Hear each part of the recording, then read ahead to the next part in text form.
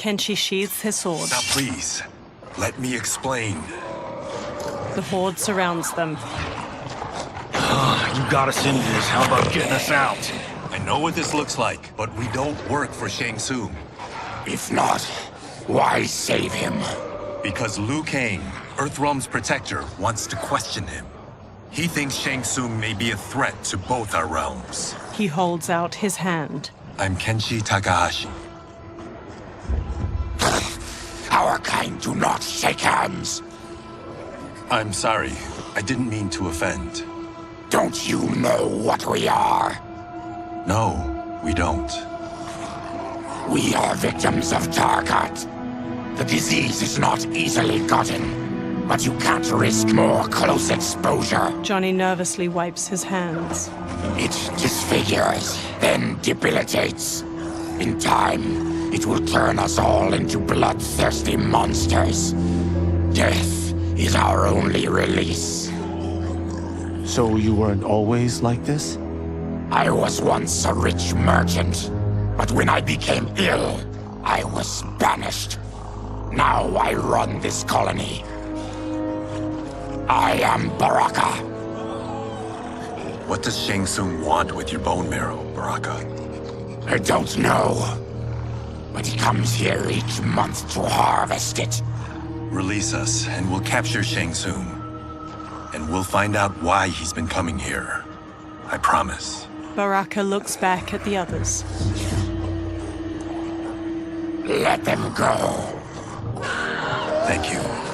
We won't let you down. Kenshi looks down at the talisman. Damn.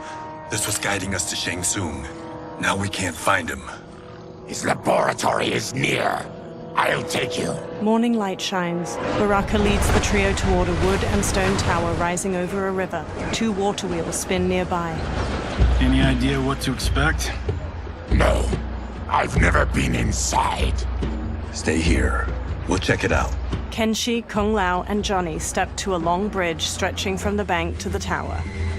The 3 men sneak through the tower to a laboratory. The addition of crushed chitin larva proved an inspired choice.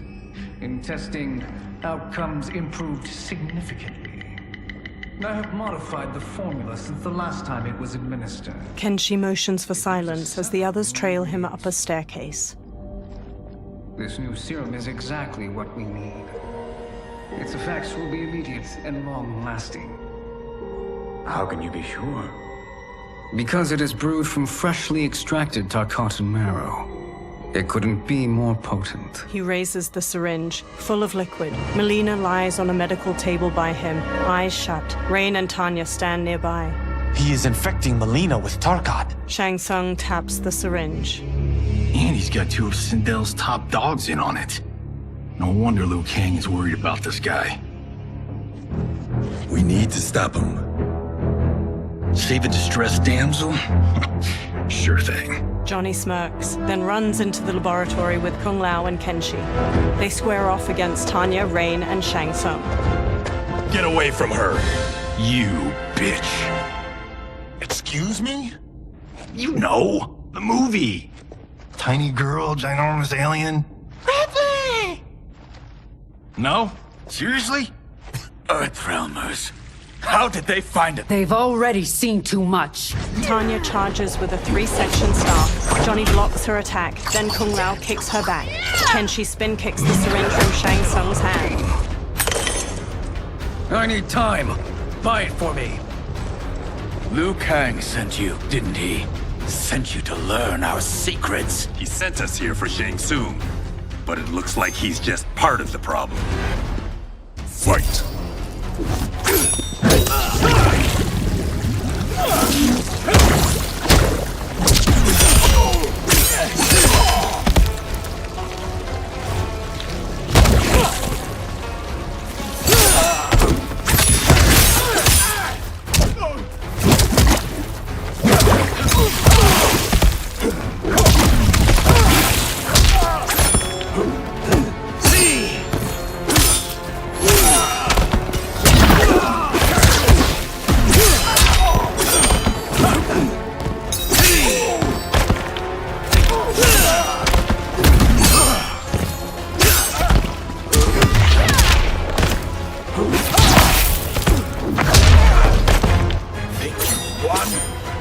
We are just getting started. Fight.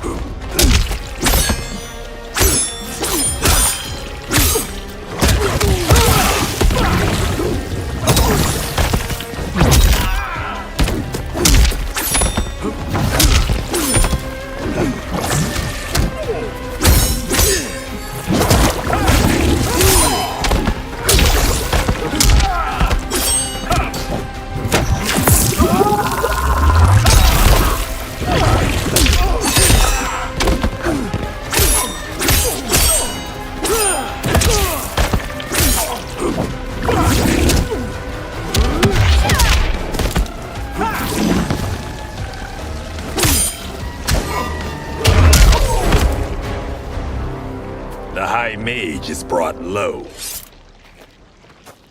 Tanya whirls her three-section staff around and strikes Kung Lao's face, then jumps and bashes Johnny's head. Kenshi grabs her from behind. He starts to throw her back, but she rides the momentum and flips away. I thought Umgadi were loyal to the royal house. Yet here you are, scheming against the princess. You trespass in Outworld, interfere in Imperial matters. It is you, not I, who is the schemer here. Fight!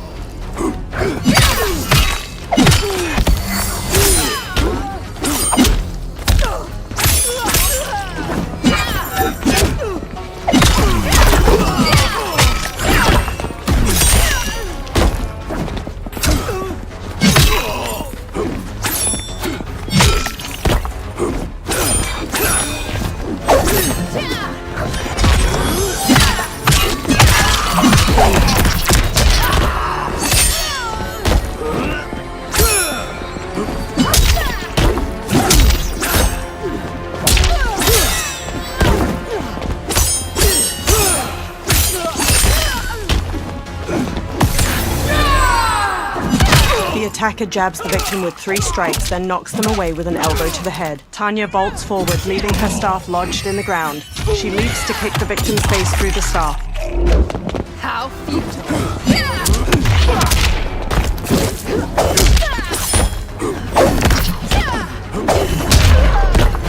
Your plot ends here, Umgadi. Fight!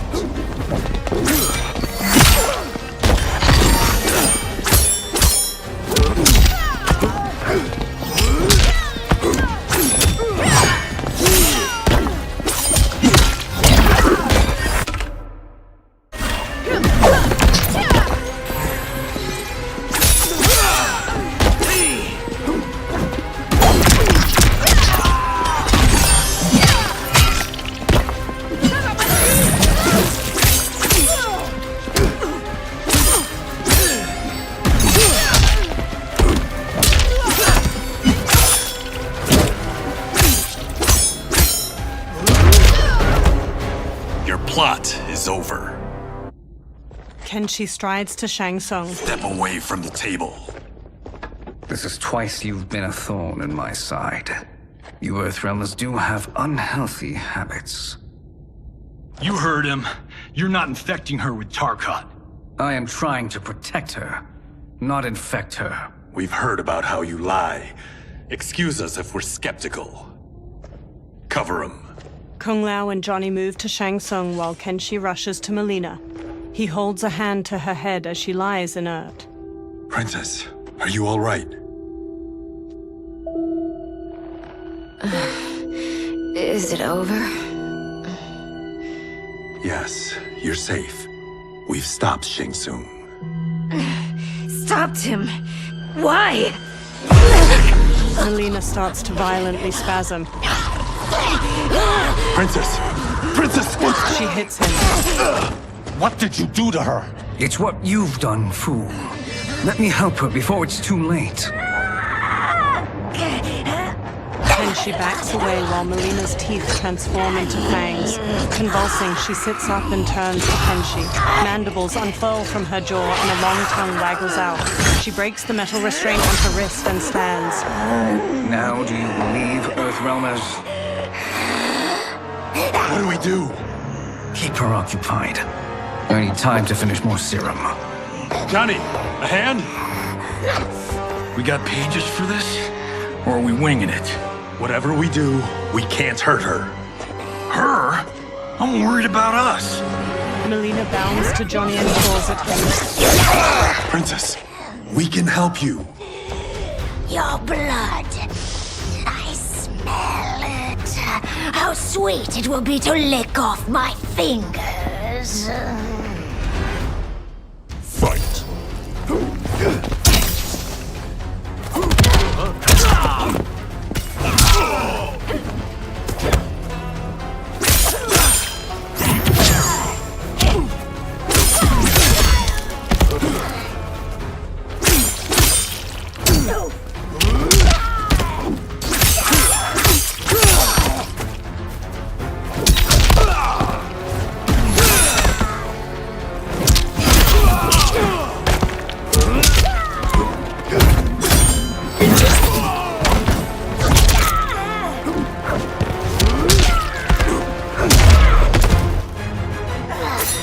Don't deny me your flesh. I must Fight.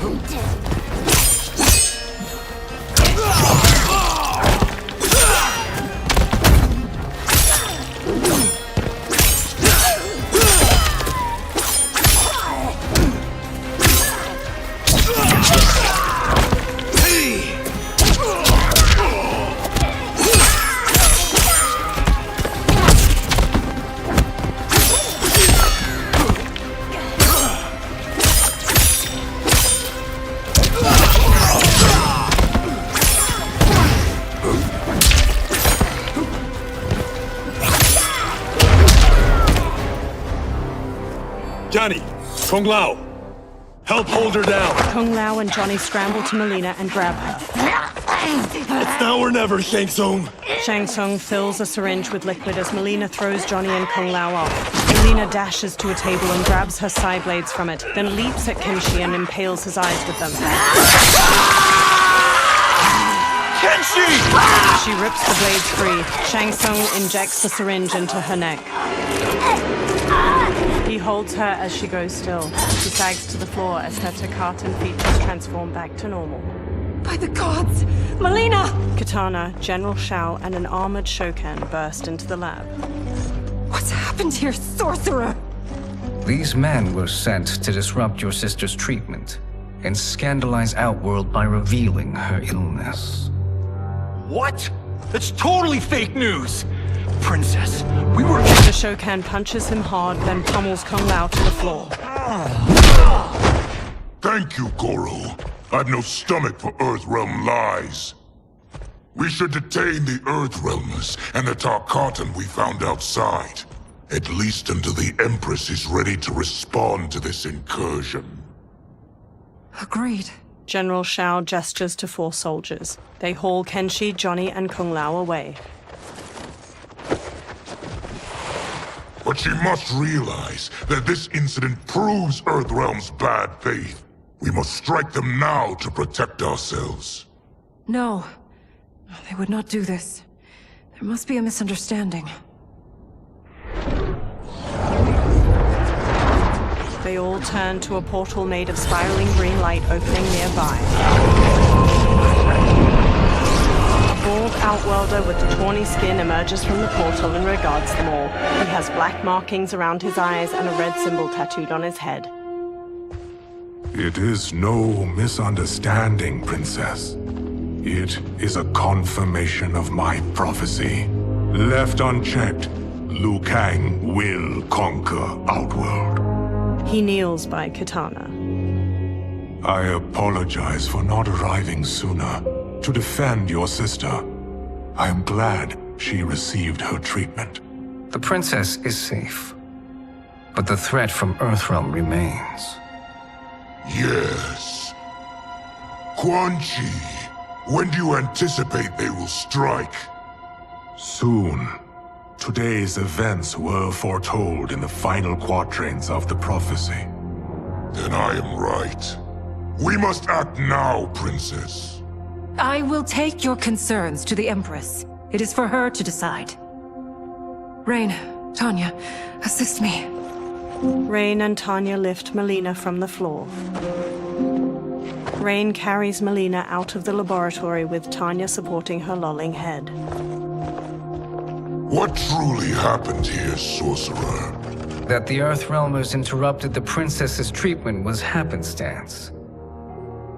They were here to capture me for Liu Kang. You? Why? That I must investigate. For now, let us revel in our good fortune.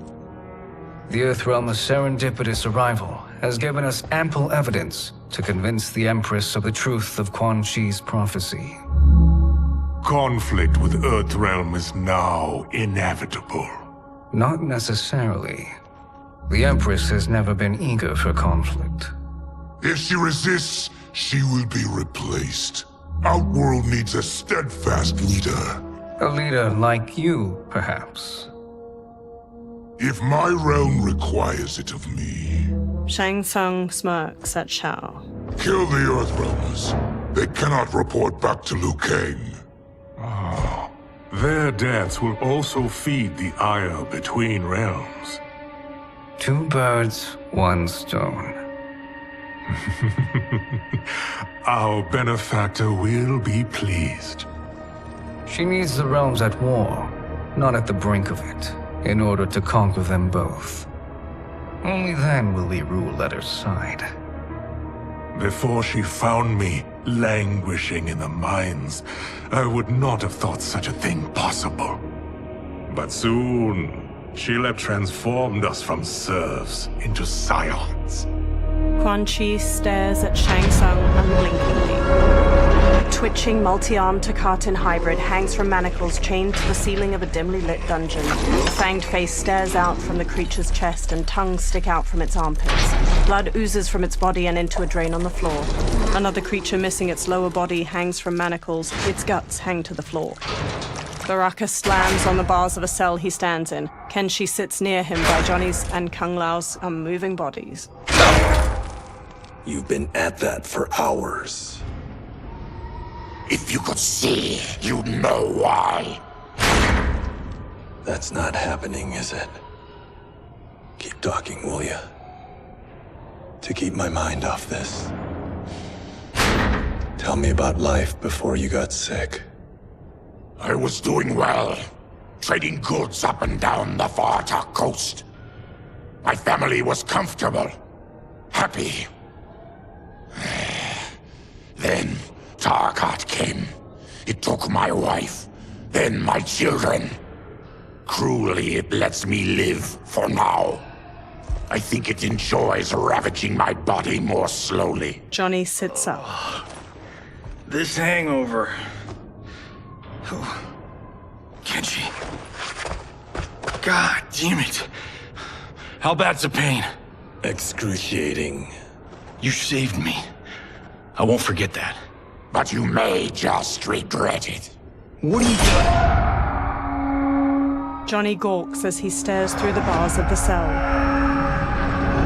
Various Takatans dangle from chains in the dungeon, many missing large chunks of their bodies. One spasms as they hang from a torture rack. What in the... When did we take the left turn into survival horror? This is Shang Tsung's real laboratory. We're beneath where we were before. That was a false front. Reminds me of this cheap-ass film I did in my early days. Flesh Pits. God, that was trash. Reptile, a masked man in a green cloak, opens the dungeon's doorway and enters. Who's that? Our jailer. Reptile strides through the broad cobblestone space. By a cell, he stops by a bucket filled with chunks of bone and meat. He throws one of the chunks to a Takatan hybrid inside. The creature grabs it and rips into it with their fangs. Reptile steps to Baraka's cell and looks at Kenshi. How is he? His eyes are gouged out. Guess. Reptile hands Johnny a small jar. That will dull the pain. You're vile to be part of this. You are Shang Tsung's prisoner. I am his slave. He has my family. He'll kill them if I don't obey. Johnny opens the jar, then pulls a long red cloth from his belt. He smears some of the jar's ointment onto the cloth. He covers Kenshi's gaping eyes with the cloth, then ties it around his head.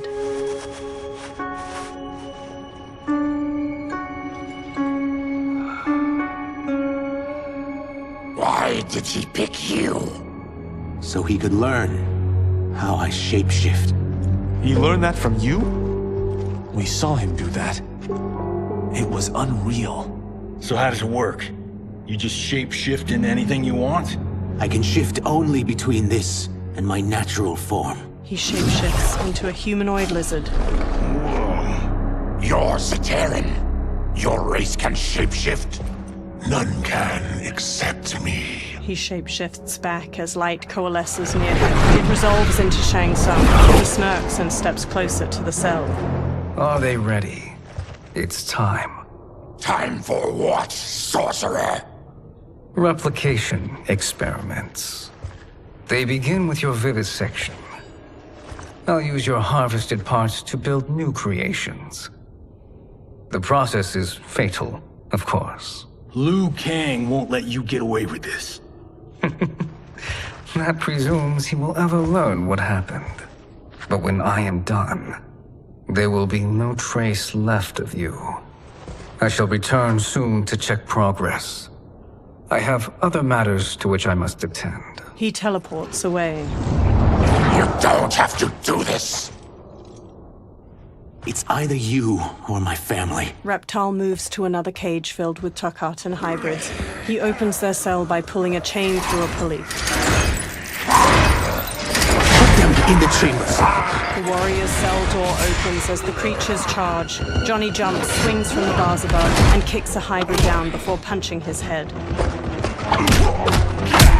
He kicks one hybrid's face before kicking another to the floor. A third rams Johnny into a wall. Kenshi sits in the cell while Kung Lao fights off two of the creatures, and Baraka viciously stabs another's belly before throwing him away. Baraka strides forward, then impales a hybrid with both bone spikes and flings him over his head. He slashes at another as two of the creatures drag Kenshi past him. The hybrids fling Kenshi into a small cage dangling from a chain fixed to the ceiling. Another pair chuck Johnny into a cage next to Kenshi's. Two of the creatures haul Kung Lao to a third cage. He throws one off, then double kicks the second back before pummeling a third with a combination of punches. He turns sharply and sidekicks a fourth into a table holding his razor-rimmed hat. He throws it and the hat flies in an arc, decapitating two hybrids before returning to his hand. He smoothly sets it on his head. Fight!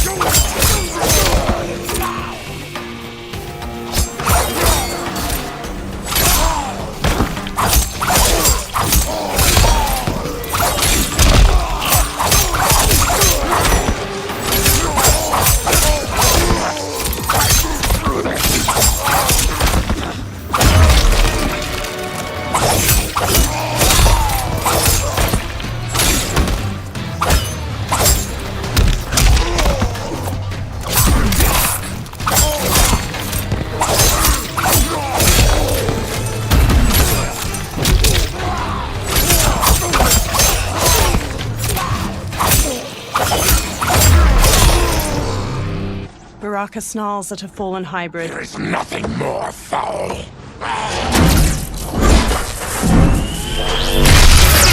Electricity arcs along the bars of Johnny's and Kenshi's cages. Reptile holds a sparking lever nearby as the hybrid on the ground falls pitifully at a carton hybrid. Fight!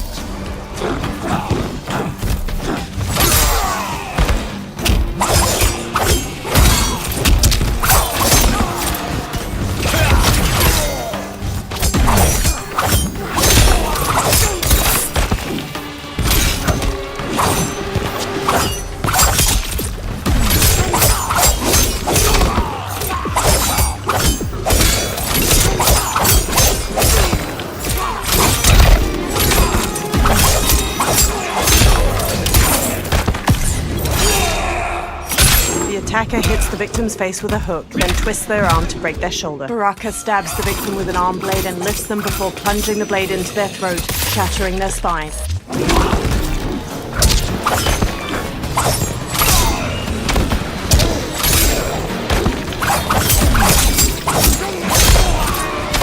I will not die today. Fight!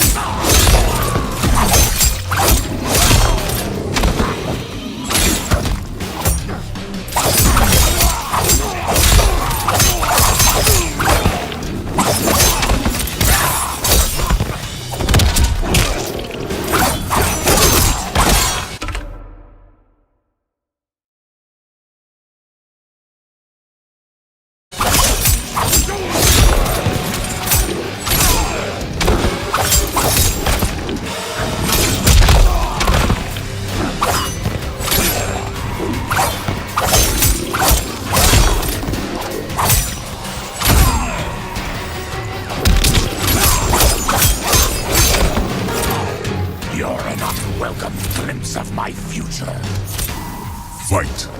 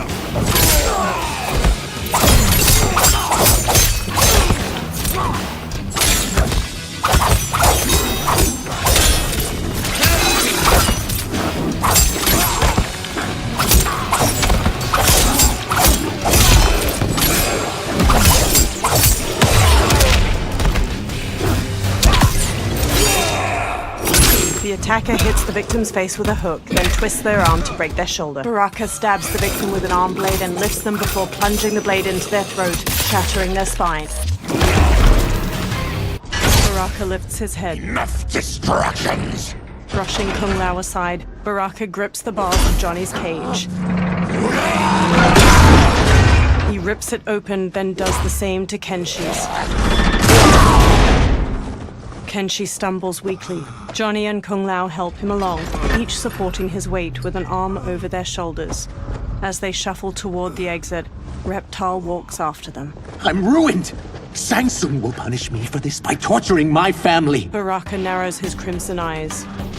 You'll pay for their suffering, Tarkatan. Fight!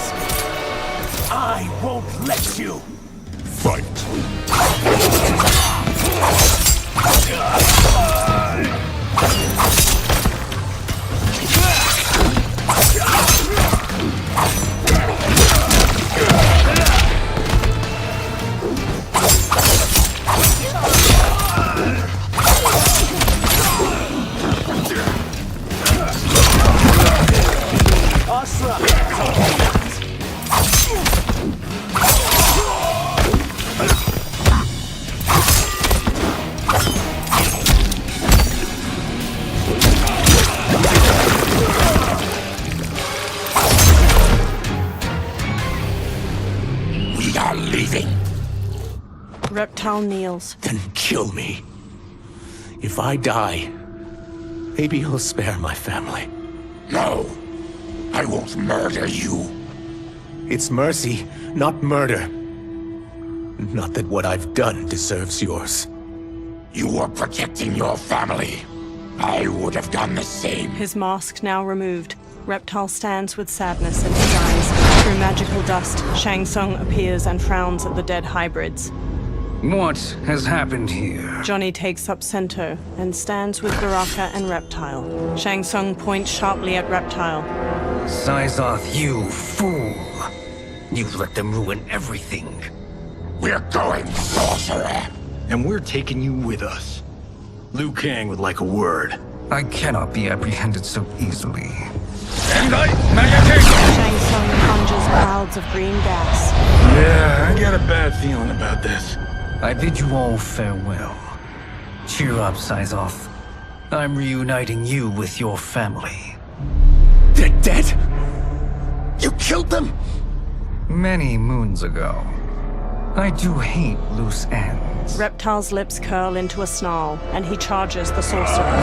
Shang Tsung disappears in a magical dust cloud. We gotta get out of here. Green gas fills the room as Reptile tries the door. What's wrong? The door must have sealed when the gas was released. Baraka strides toward the door. Stand aside. Test your might.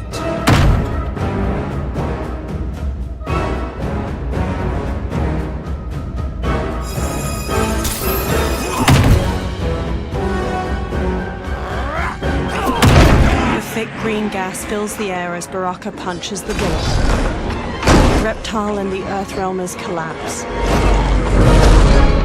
One by one, they succumb to the gas. Baraka, his fists clenched against the door, is the last to fall.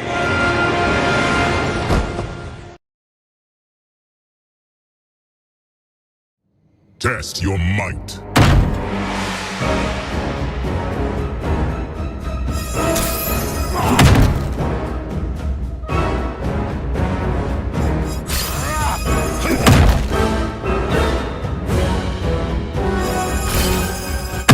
Baraka throws the door open to a hallway. Harry! Follow me. This way. Johnny and Kung Lao support Kenshi. Leave me. I'll just slow you down. What? Shang Tsung finds you, he'll kill you. Look at me, Cage. I'm useless. Don't risk your lives to save mine. Hey, you are not giving up. The Tyra need you, remember? We are gonna get back home and figure out how to help you. Got it? Baraka and Reptile march ahead, leading the way out of the laboratory and into a bright, clear day. They make their way into a lush forest. We can't linger. We'll be captured. We need help getting Kenshi to the portal at Sundo. I can take you only to the city's gate. Forgottens are forbidden inside. I'll see you the rest of the way. It's the least I can do to make amends. Reptile trudges on. Dozens of trees have tall faces carved into their trunks. Kenshi walks with a hand on Johnny's shoulder. God, this reminds me of Wicked Planet. We had this forest in the second act. The Manticore battle. Yes! It was a pain to shoot, but man, did it come out epic. I can picture it exactly. Kenshi and Johnny smile. This is the living forest. Aren't all forests living, Baraka? No others have trees that house the souls of the dead.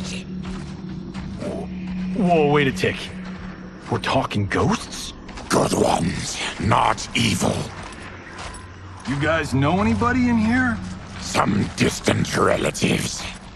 You will find no Zaterrans. Why not? The Warmbloods don't welcome us. So we keep to ourselves, living underground in Sikander province. Then how did you meet Shang Tsung? That I could take human form made me a freak among my people. I was terrorized and run out, starving and beggared. I joined a traveling carnival. Turned out there are many who would pay good money to see my gift. Back then, Shang Tsung was a huckster. We crossed paths and he saw what I could do. When he began to learn real sorcery, he asked to study me. When I declined, he took my family hostage. Wow, that's an offer you can't refuse. He is dangerous, and he has plans. He, General Shao, Rain, they are conspiring. To do what? I can't say for certain. I've only overheard fragments. The group freezes. Reptile transforms into a green lizard with a thick tail and elongated arms. He and Baraka charge into a clearing where a woman dressed in white fights off demons. Her pale skin contrasts her dark lips and all black eyes, while red scarification zigzags up her forehead. She twirls with a jagged Swiss sword, slicing skillfully at the demons. She stabs the last one, then spots Reptile and Baraka. Quan Chi sends more demons? Wait, we're not... Feathery white wings appear on her back as she charges and kicks Reptile. Baraka squares up. With each of you I kill, my absolution grows nearer. Shedding your blood brings me closer to the light. Fight!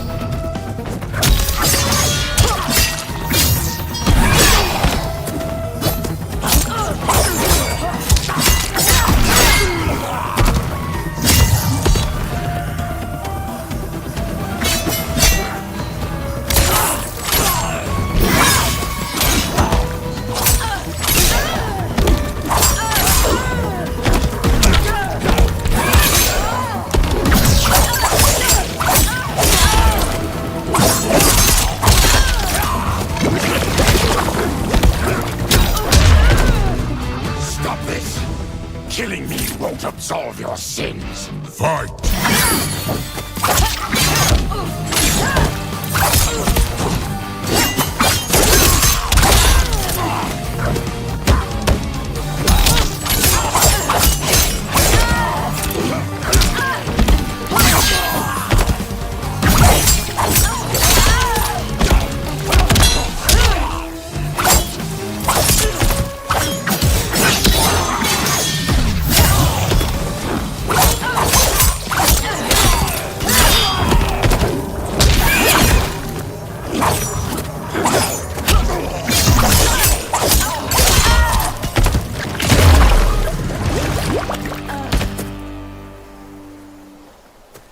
Whoever you are, we are not demons. Eyes narrowed, the woman picks up her sword. If not demons, what are you?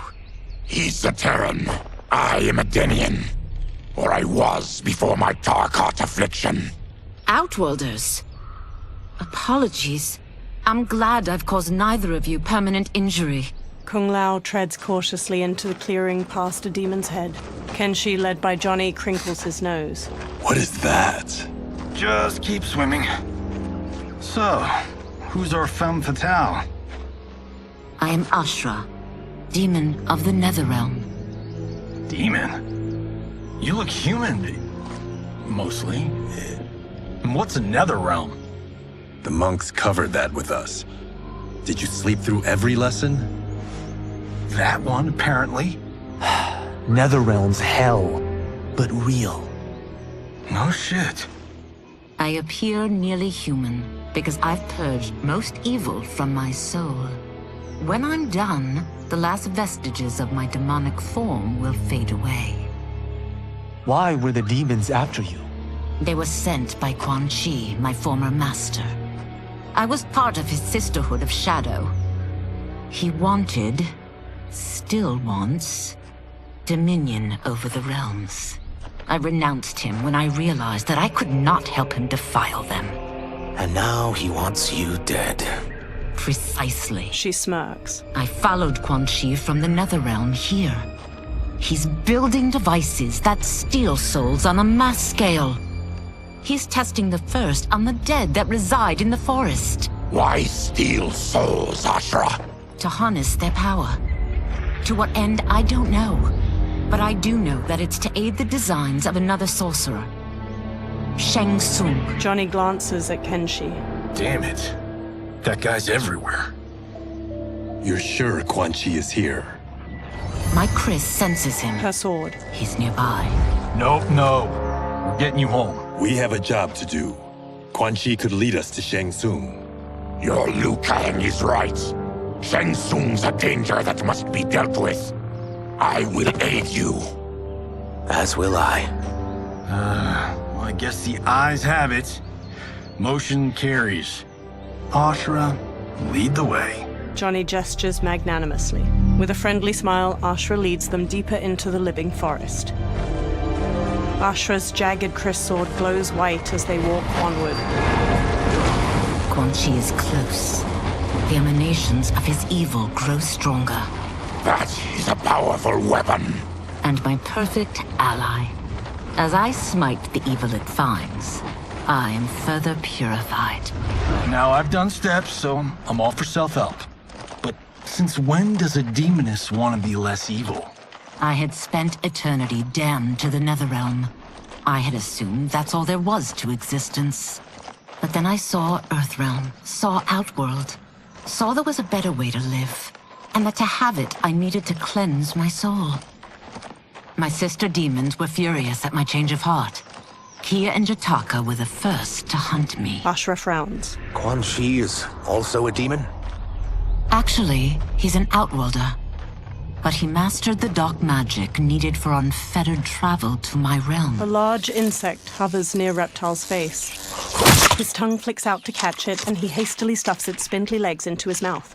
Any idea how he buddied up with Shang Tsung? They share a common benefactor. She plucked them both from obscurity, taught them everything they know. I've never met her, but there's no question that she is a sorceress beyond compare. The Chris sword glows brightly, emanating a golden aura. Quan Chi is near.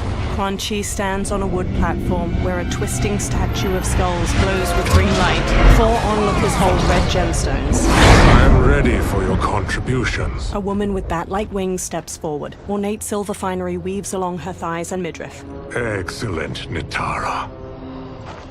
I need yours as well. A Saidan man with black hair and deep scars on his chest looks up. Darius and I have been thinking, sorcerer.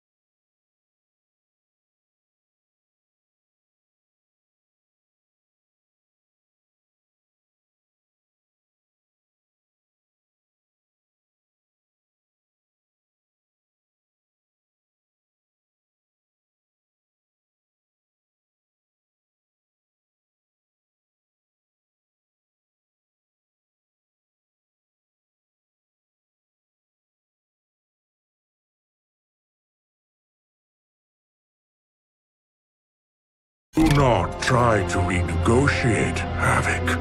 We need proof that you'll deliver. That he's delivered for Natara's Vaternians is all the proof you need. Serena's right. Because of Quan Chi's magic, my realm's people are no longer poisoned by sunlight. We've finally escaped the shadows. Rest assured, the spells you will receive will bring down Order Realm's government. When will we have them, Quan Chi? After the attack on Earthrealm, which could be called off if the Soul Stealer's efficacy isn't demonstrated promptly. The Saidan man Havoc hesitates as the green glow looms behind them. He hands over the gemstone to Quan Chi.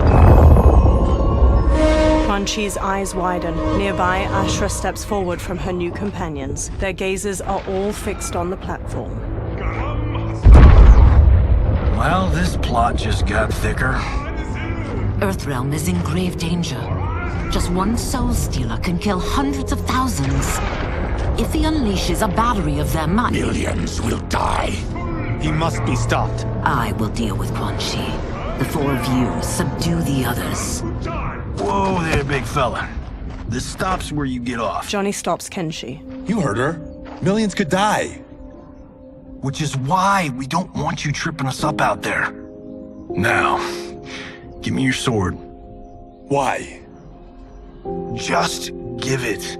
A small smile tugs at Johnny's lips. Kenshi hesitantly removes the sword from his back and offers it to Johnny. Johnny takes it, then replaces it with the sword Sento.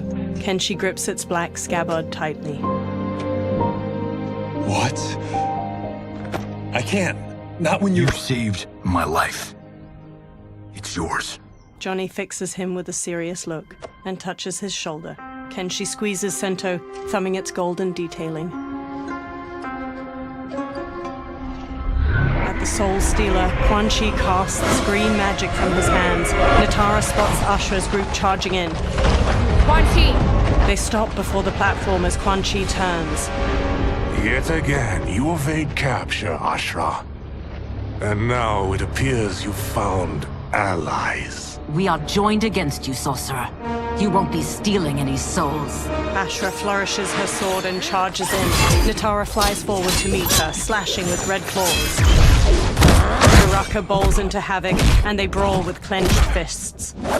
Kung Lao kicks at the demon woman Serena, who parries him with swift ease and counters with a gut punch. Johnny exchanges blows with Darius, a Saidan man with dark umber skin and orange sunglasses. Ashra manages to slice Natara's arm. That blade's enchanted. It was forged to destroy evil. It's slain many of your vampire kind. We can't help what we are. That we feed on blood doesn't make us evil.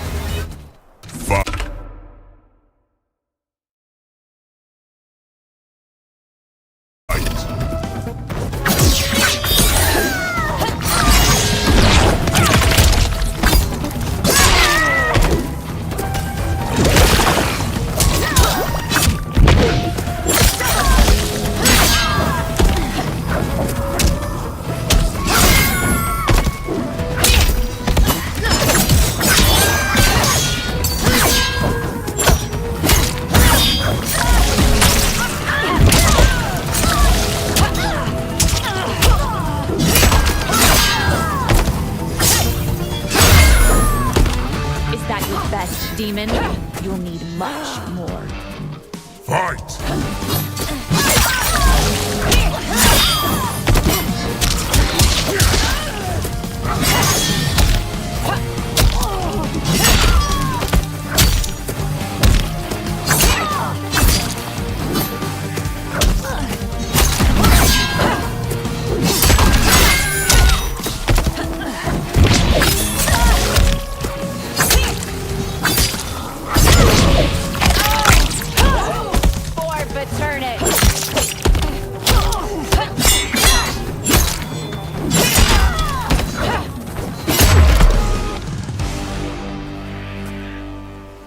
I am one step closer to redemption. Twisting green light erupts from the Soul Stealer and spirals toward the sky. Dozens of ghosts, translucent skeletal figures fly from the trees toward the Soul Stealer. The ghosts swarm around the twisting light. Johnny gazes up at the ghosts with the others, all awash with pallid green light. My God, it's a Soulnado. The forest withers and rots as the faces carved into the trees turn skeletal. Quan Chi conjures green light in his palms, then lifts them overhead.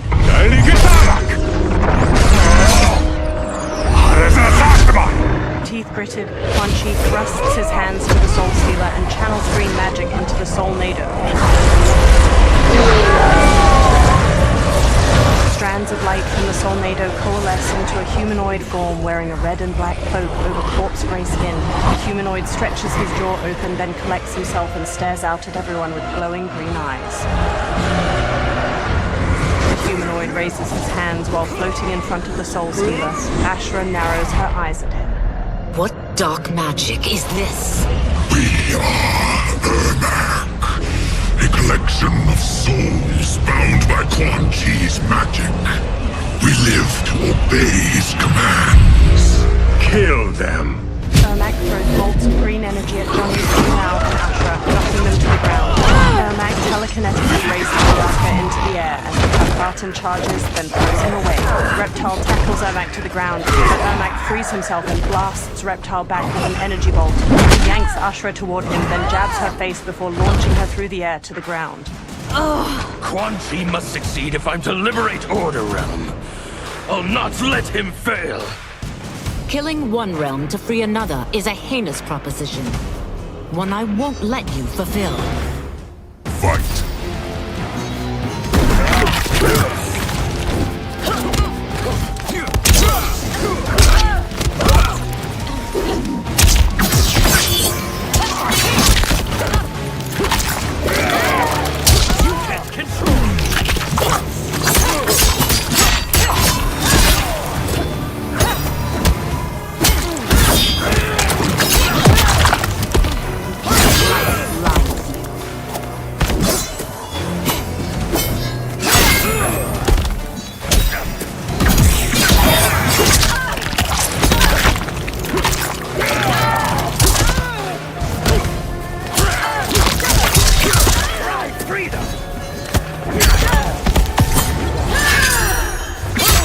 The attacker punches the victim airborne, then grabs their ankles to slam them down. Ashra impales the victim with a bladed wing, then her wings break into dozens of feather knives. She slashes with her kris as the knives pierce them. That you aid Quan Chi speaks volumes about you. Fight!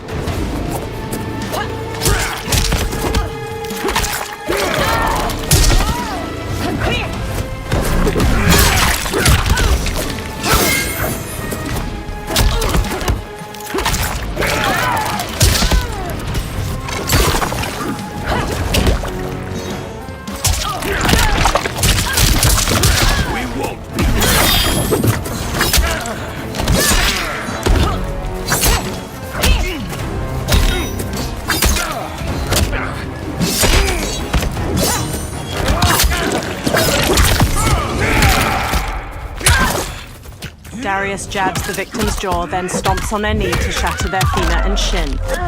Harvick headbutts the victim to the floor, then pummels them. His own fists break apart into jagged, stabbing bone. No one will stand in my way. Not even you. Fight!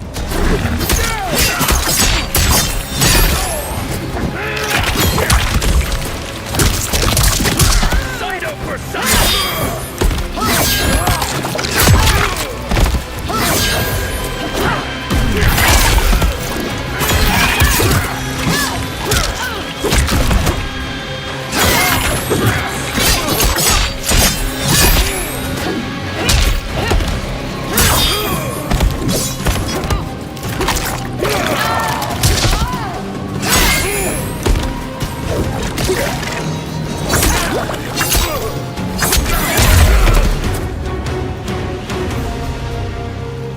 Take your chaos elsewhere. Ashra hacked through Quan Chi's flaming skull with her kris. I always feared you would be trouble, Ashra. You are not compliant like your sisters. And now they're dead by my hand because you sent them against me. I'll never forgive you for that, Quan Chi. Fight.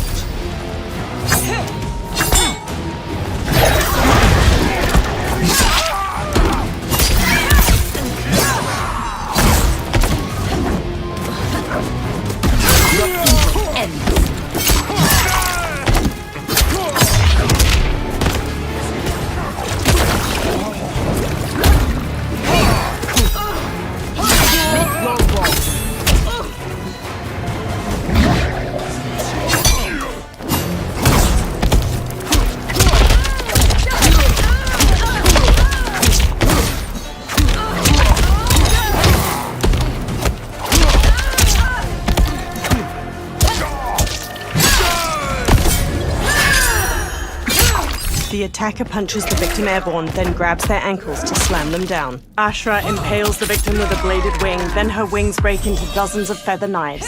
She slashes with her kris as the knives pierce them. This has been a long time coming, sorcerer. Fight!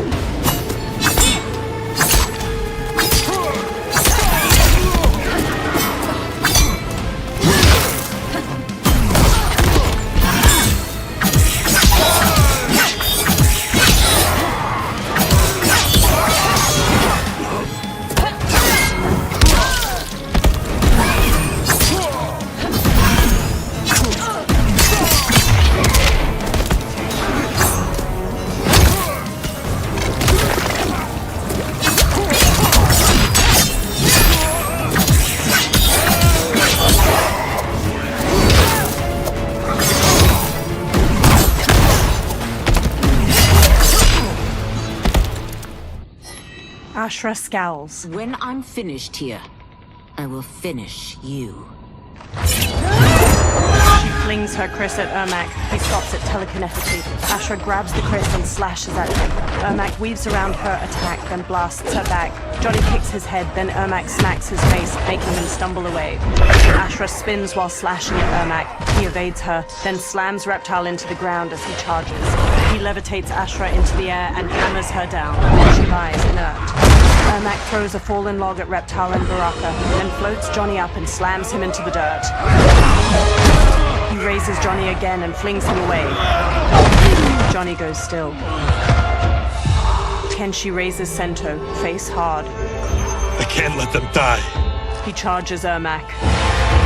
Ermac launches him away. Sento pierces the ground. Kenshi gradually sits up. He frantically feels around the ground. Dim lighting reflects on Sento's sleek blade. What? Who is that?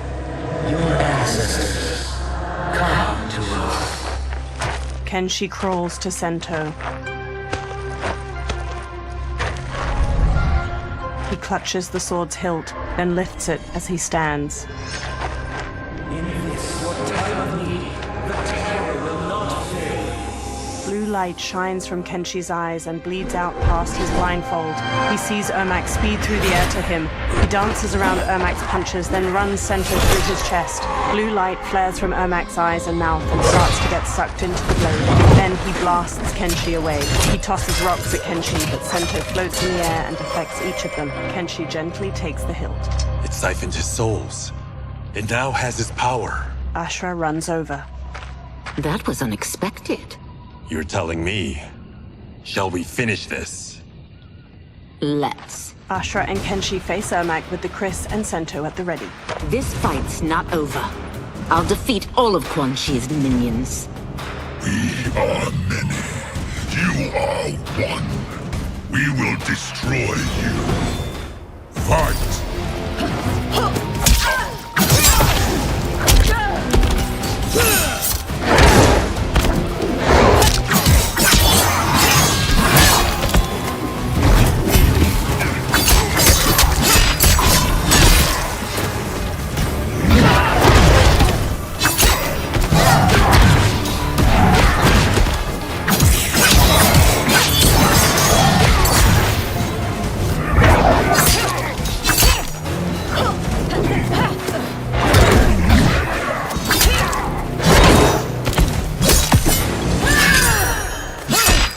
attacker jabs the victim with 3 strikes, then knocks them away with an elbow to the head. Ashra impales the victim with a bladed wing, then her wings break into dozens of feather knives.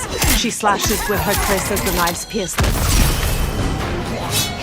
Requires your death. His demand will be satisfied.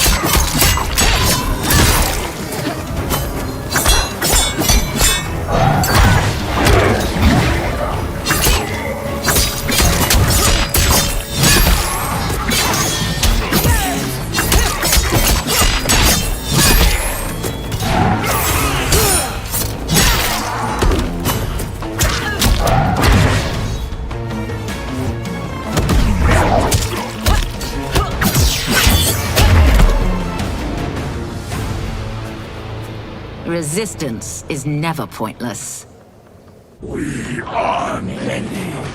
You are one. We will destroy you. What's wrong with him? Combat must have weakened the magic that binds his souls together. Sindel, I'll find you. Ermac sags to the ground. Watch him. I'll shut down the Soul Stealer. Ashra dashes to the Soul Stealer. She plunges her kris into its red gem, making it split. Quan Chi raises a hand to her. The gemstone splits and releases energy that launches Ashra away. The ghosts pour out of the Soul Stealer. One flies to Quan Chi and grabs his head. The ghost sucks blue energy from his face, turning his skin ash white, then vanishes. Quan Chi staggers back before collapsing. Ashra regards Quan Chi's motionless body, then strides to him. I will. Go, Ashra! He's too dangerous to let live. Liu Kang needs to question him. He knows Shang Tsung's plans. Ashra lowers her kris. Very well. Well, clearly I underpaid for that. Did you know what it could do? The legends never mentioned mystical powers. The souls of my ancestors live within it. They intend to guide me. Just don't forget who gave it to you, Takahashi. I won't, Cage. Now, let's get him to Earthrealm. They all look at Quan Chi. I know home's here for you, Baraka. Let's size off, Ashra. You can come with if you want. I'm sure Liu Kang will welcome you. I've never had a home. That would be wonderful. Snow falls around the ruins of an immense stone fortress nestled among tall mountains. Sendai! Shang Tsung waves his hands around on the top of the fortress and conjures a portal made of fiery light. The benefactor emerges from it. Report, Shang Tsung. The Soul Stealers are under construction. Quan Chi tests the final components as we speak. And the army will obey your every command, once it's been fed sufficient souls. I've also conceived the plan to break the Lin Kuei away from Liu Kang. Instead of defending Earthrealm, they will betray it. Excellent. You have learned quickly, Shang Tsung, and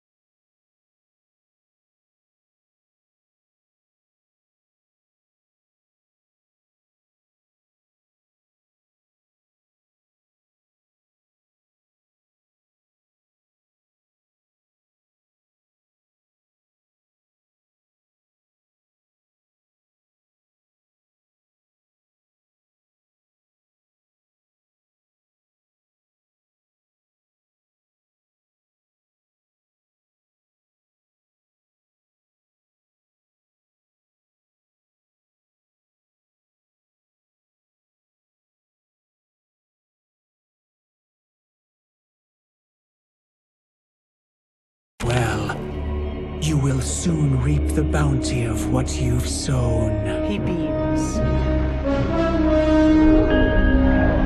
Moonlight falls over the rooftops of Sundo. Reptile leaps from one roof to another. He looks down at a massive festival of Outworlders in the streets below, each wearing brightly colored clothes. Paper lanterns hang from strings over them. Reptile dashes along the rooftops, following General Shao as he moves through the crowd. Reptile leaps to another rooftop, changing into his lizard form as he goes. He bounds through the air to a different roof. He scurries up to its sloping apex, then shapeshifts back into his human form. Reptile steps across the roof, then stops and looks out at the hundreds of people gathered around a massive two-story wooden building, its sides open and the people inside visible. Long strings of different colored paper lanterns hang over the ground, and a group of performers move a large dragon prop around in a dance. Kitana and Melina stand on the bottom floor of the massive building, each in full regalia. Tanya and numerous others in lavish clothes stand among them. Kitana smiles and waves to the festival outside. Li Mei steps to General Shao and walks with him. Who are these Earthrealmers we're looking for? You have their descriptions. You can at least tell me why they're here. What they've done. State secrets. Not for your ears. He strides away through the bustling street. Melina and Kitana smile and wave to the people. Melina beckons Tanya. Yes, Princess. Fetch us water, please. Tanya smirks. As you wish. Melina smiles warmly as Tanya leaves. Careful, sister. Entanglements with Ungadi are forbidden. You know their vows. Who told you? No one. I have eyes. As do the snakes at court who would cheer your downfall. The Ungadi's rules are ridiculous. And you can change them when you are Empress. For now, you cannot jeopardize your ascension. Melina stomps off. Quan Chi sits in an alley behind one of the crowded streets. Johnny puts a big hat on him near Ashura, Kenshi, and Kung Lao. Night-night, sweet Prince of Darkness. They all wear festival costumes. Oh, perfect. You'll fit right in. You couldn't steal a more functional hat. What? It hides your face. And honestly, it suits you. Ashura gives him a questioning look. I still don't know about this. Carrying him around will attract unwanted attention. Look at it out there. It's like Mardi Gras. People will think you just party too hard. Reptile jumps down to them from a rooftop. What's the word? Go toward the stage, then right to the portal gate. But there are soldiers and constables everywhere. Are you sure these are enough? One person spots us, and we are dead. That's why I'll create a diversion. They're out for you too, Syzoth. To catch me, they must see me. Reptile turns invisible. Damn. You didn't tell me you could go full Predator. Kenshi and Ashura lead Kung Lao and Johnny as they carry a listless Quan Chi through the immense crowd of festival goers. People glance at them.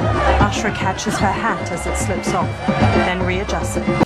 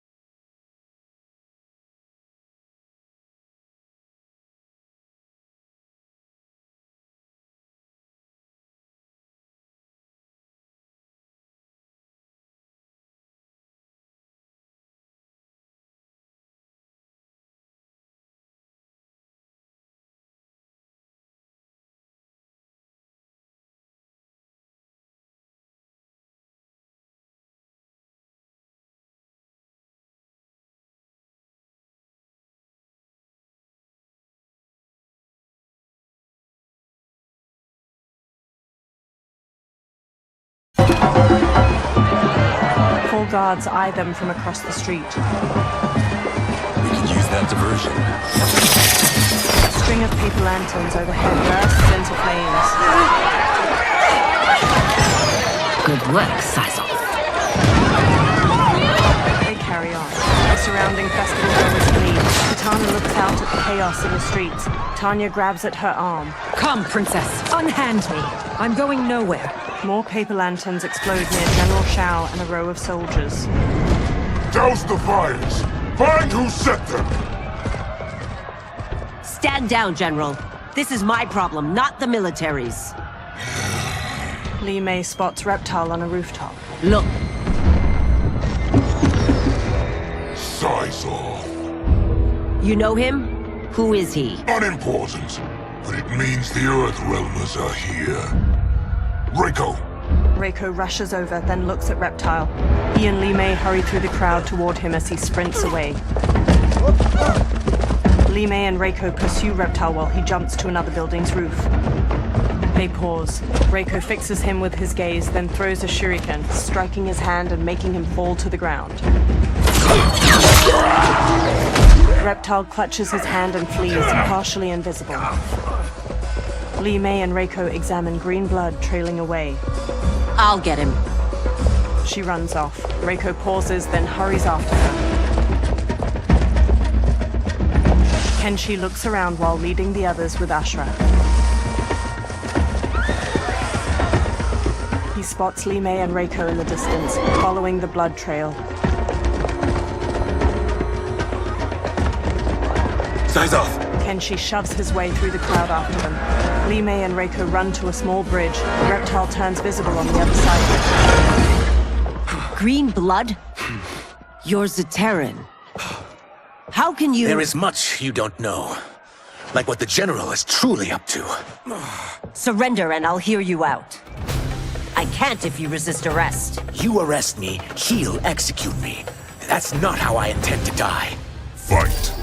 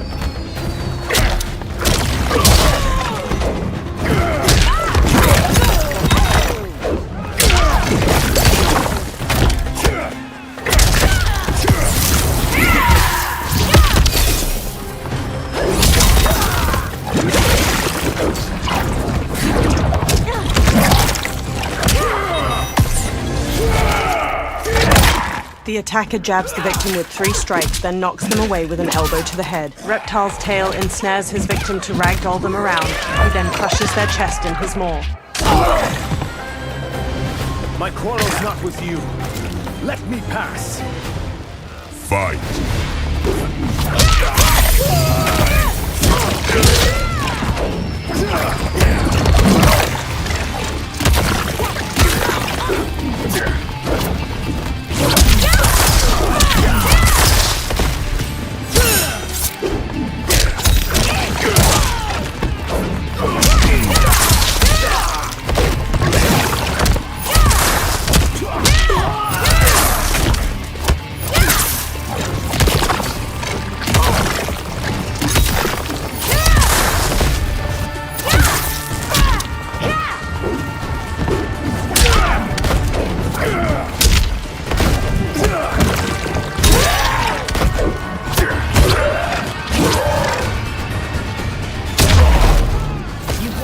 Chance to surrender. For your sake, take it.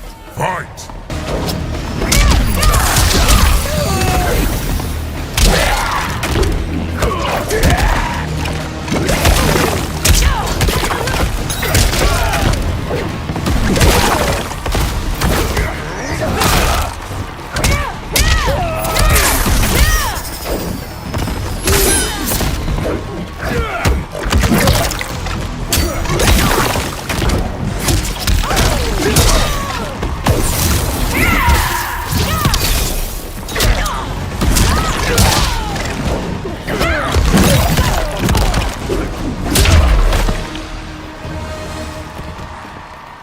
Know that I am sorry for disturbing Sundo's peace. Kitana glowers. Ludicrous. Princess, no! You could be hurt! Kitana unfurls 2 fan blades and charges Reptile. He dances around her attacks, then punches at her. She dodges just as Tanya strikes at him with her 3/4 staff. He counters her swings, then kicks her away. This is a day I never thought I'd see. You misread my intentions, Princess. Sadly, I've no time to explain them. Fight!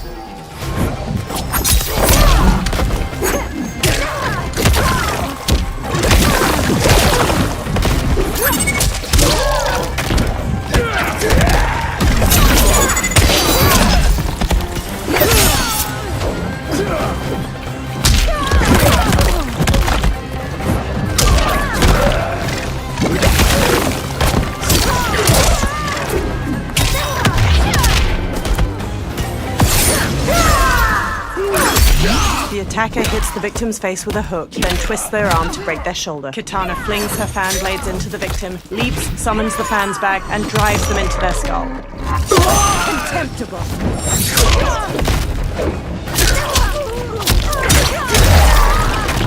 For one who claims not to be a rebel, you fight tenaciously. Fight!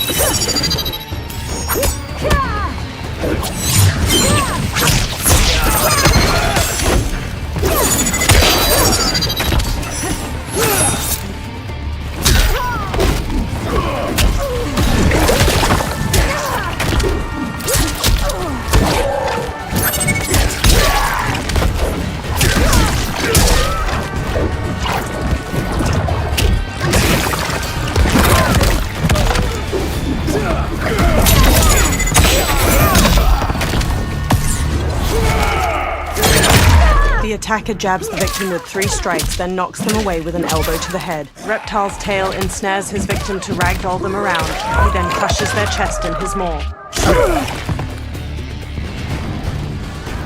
Soon, you will know the truth.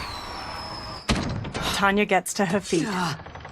She throws off an Umgadi priestess trying to help her up. Take the princess and go. My fight's not with her, or you. It is now that you've laid your hands on her.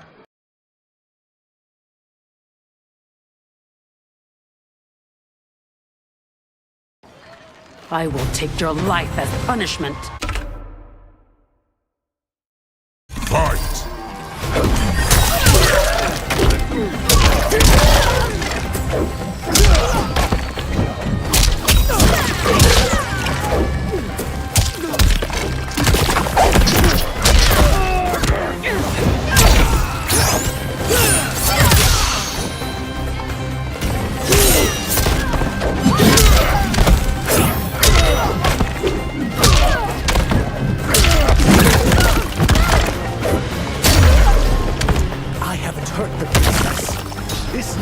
Continue. Fight.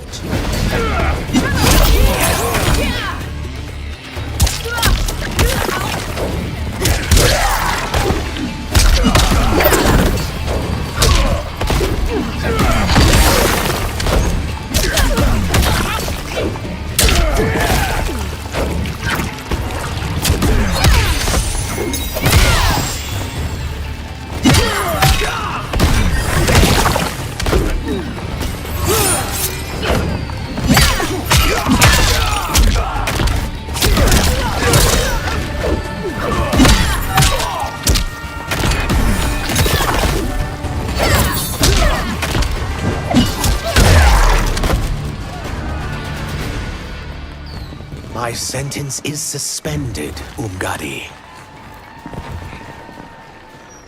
General Shao advances with Goro and other soldiers. Found you. Johnny and Kung Lao let go of Quan Chi as he stirs. Kung Lao and Johnny swap looks, then shrug. They punch and kick Quan Chi until he collapses. General Shao rests his large axe on his shoulder as he paces over. Quan Chi staggers to his feet and stumbles away. Only about the Earthrealmers. If this was one of my movies, we'd get saved by a plucky comic sidekick. Reptile and Kenshi zipline across a rope leading from one roof to another. They land by them. If we die today, we die together. Not comic, but definitely plucky. Johnny sidekicks Goro, then Goro grabs his arm. Ashra parries the swords of several soldiers and counters. General Shao brings his axe crashing down on Reptile. He dodges, then shifts into his lizard form and bashes Shao away. It's unlike Shang Tsung to leave loose ends. Now that I'm free of him, I'll reveal your conspiracy to all of Outworld. You'll do nothing of the kind. Dead men tell no tales. Fight.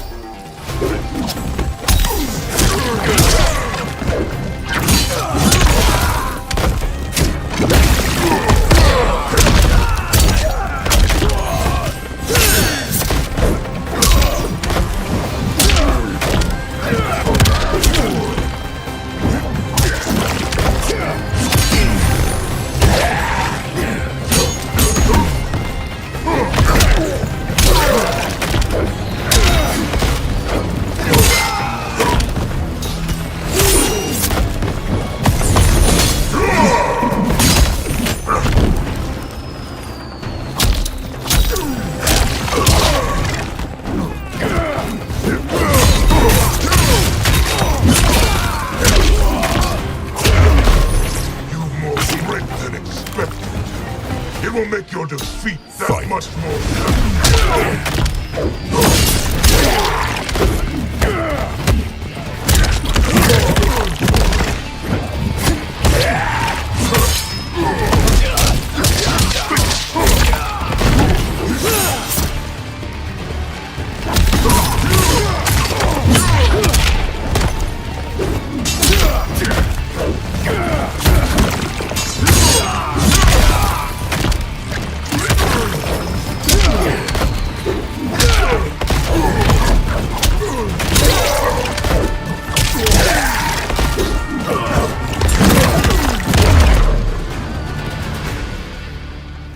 You won't silence me, General. Kenshi, Johnny, Kung Lao, and Ashra knock down the remaining soldiers. More soldiers rush over. We must go. Now! Johnny punches Goro as he gets up, then flees. A portal opens by Liu Kang's temple. Kung Lao, Ashra, Reptile, Johnny, and Kenshi hurry out of it. They turn back to the portal, fists raised. Liu Kang approaches from behind. Johnny, Kenshi, Kung Lao, you have safely returned. He looks at Kenshi. By the Elder Gods. We had a run-in with Princess Melina's inner demons. She took my sight, but Sento, in its own way, restored it. I am glad that Sento bonded with you. Though my hope was that the means would be different this time. This time? Forgive me, Kenshi. I misspoke. Go. The monks will tend to your wounds. We found Shang Tsung, but he got away. I can see why you're twitchy about him. He's neck deep in some serious shit. Rest. Eat. Then we will discuss. Can I also get a martini? Shaken, not stirred? Liu Kang smiles. I'm sorry. Meet the newest members of the Earthrealm players. We wouldn't have made it back without them. Ashra and Syzoth. You know us? As Earthrealm's protector, there is much I know. Do you also know of my former master, Quan Chi? He colludes with Shang Tsung. A new deadly alliance? Come, all of you. You must tell me all you know. Liu Kang leads Reptile and Ashra away. Johnny stands alone. He bows his head. Well, so much for that martini. He walks after them. Liu Kang and Geras pace around Liu Kang's brazier in the ornate wooden room. Shang Tsung and Quan Chi again conspire against Earthrealm? What Johnny and Kenshi report should not be possible. You witnessed how I rewrote history. I gave the sorcerers meaningless lives. They should have never gained power, let alone joined forces. And your work was flawless. Such would their lives have been, had someone not interfered. Interfered? What do you mean? Geras conjures images of the benefactor with both Quan Chi and Shang Tsung. Liu Kang examines the images. Both sorcerers were visited by this person. It is her intervention that bent the arcs of their lives. Who is she? Unknown. Her identity has been obscured from the hourglass. Who could have that power? Is it Kronika? Somehow resurrected? Impossible. Titans once destroyed cannot be revived. Then someone else must have survived the previous timeline. Someone with a vendetta against me. It is the only plausible theory. The benefactor circles Quan Chi. You must determine its validity, Geras. The fate of the realms may depend on it. Sub-Zero paces near Scorpion and Smoke as they sit on a bench in a large room illuminated by lamps on the walls. How long are we expected to linger? Patience, Bi-Han. There are many demands on Liu Kang's attention. Were he here, Father would advise us to wait without protest. But now he is gone, and I am Grand Master. His teachings did not pass with him. They should still guide us. Guide us, yes. Shackle us, no. We can't abandon tradition. Mind your place, Tomas. Father may have taken you in, made you one of us. But your blood will never be Lin Kuei. Kung Lao and Raiden approach. Kung Lao bows. Lord Liu Kang can see you now. It is about time. Sub-Zero, Scorpion, and Smoke watch Liu Kang move a metal figurine across a map on a table. Shang Tsung is here, at the ruins of Ying Fortress. His Soul Stealers are already under construction. You must destroy them, and capture Shang Tsung before either can inflict harm upon Earthrealm. We will leave immediately. And we will join you. You are not Lin Kuei. You would only hinder the effort. Raiden and I are more than— We're trained differently. It takes years to master our ways. You and Raiden have my full confidence, but you are needed elsewhere. Go to the Wuxi. The monks must prepare you for war. Sub-Zero stands on a cliff with Scorpion and Smoke while peering through a spyglass at Shang Tsung's ruined fortress. The only way in is over the walls. We must find a less guarded section before attempting an ascent. Finally, we face a worthy foe. Victory will bring us glory. Glory? We fight for duty. Does our father's ghost possess you? All I hear is his voice. We must honor his vision, Bi-Han. Vision is what he lacked. He was blind to our superiority. We settled for defending Earthrealm when we could help lead it. Our clan doesn't govern. It serves. That is our past. It won't be our future. Smoke and Scorpion trade looks while Sub-Zero marches off. Smoke slowly hovers in a tornado of smoke, ascending behind Sub-Zero and Scorpion as they climb the rampart. Scorpion uses his kunai-tipped rope dart as a grappling hook, while Sub-Zero uses ice spikes to pierce gaps in the immense stone wall and haul himself up.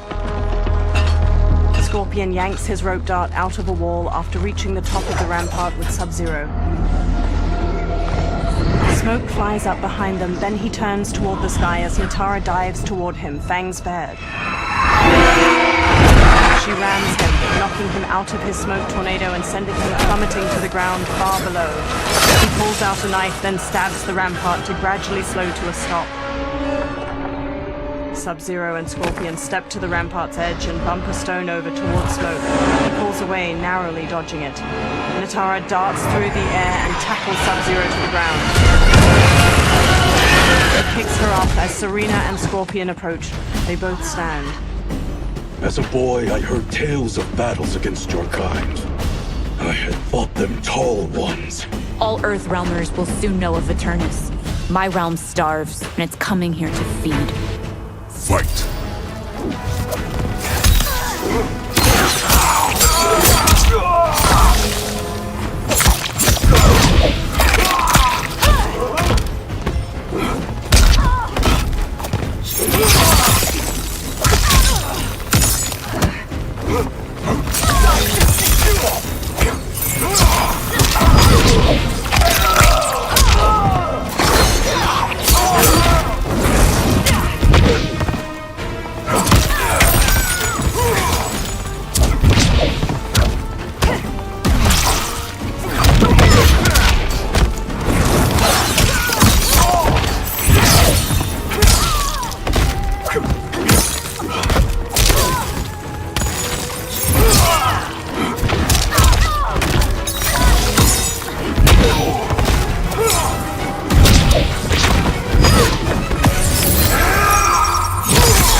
Attacker hits the victim's face with a hook, then twists their arm to break their shoulder. Sub-Zero slides on ice shards which stab up through his victim's abdomen and skull. He then chops down with an ice war hammer.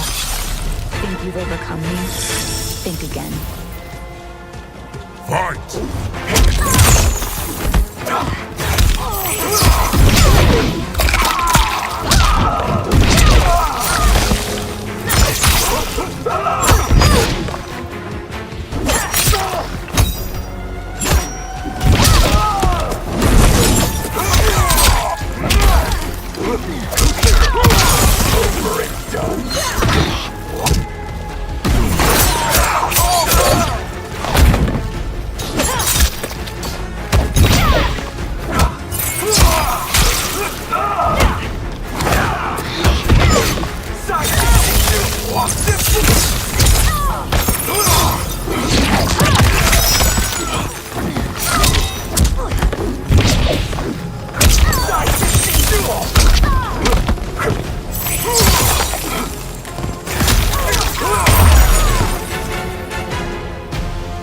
You will end this day hungry. Telekinetic energy grabs Sub-Zero's legs. Is this? Ermac flies to him. Charged with defending the fortress. None will escape us. Telekinetic energy grabs Sub-Zero's arms and forces them out to his side. Test your might.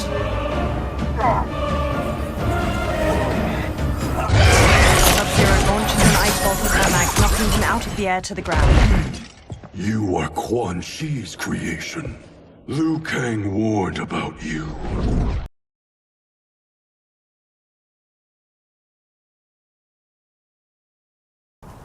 I had hoped for the chance to battle your dark magic. Fight!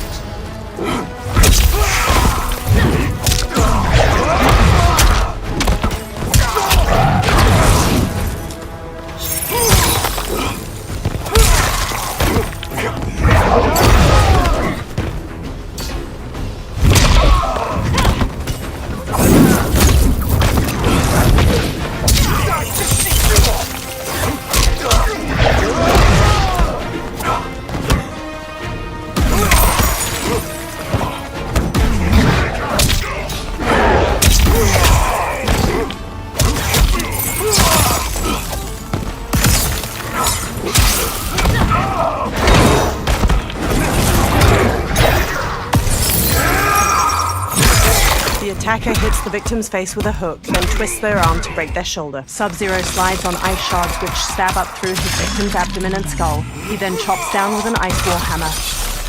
Liu Kang was overly concerned. Your magic does not impress.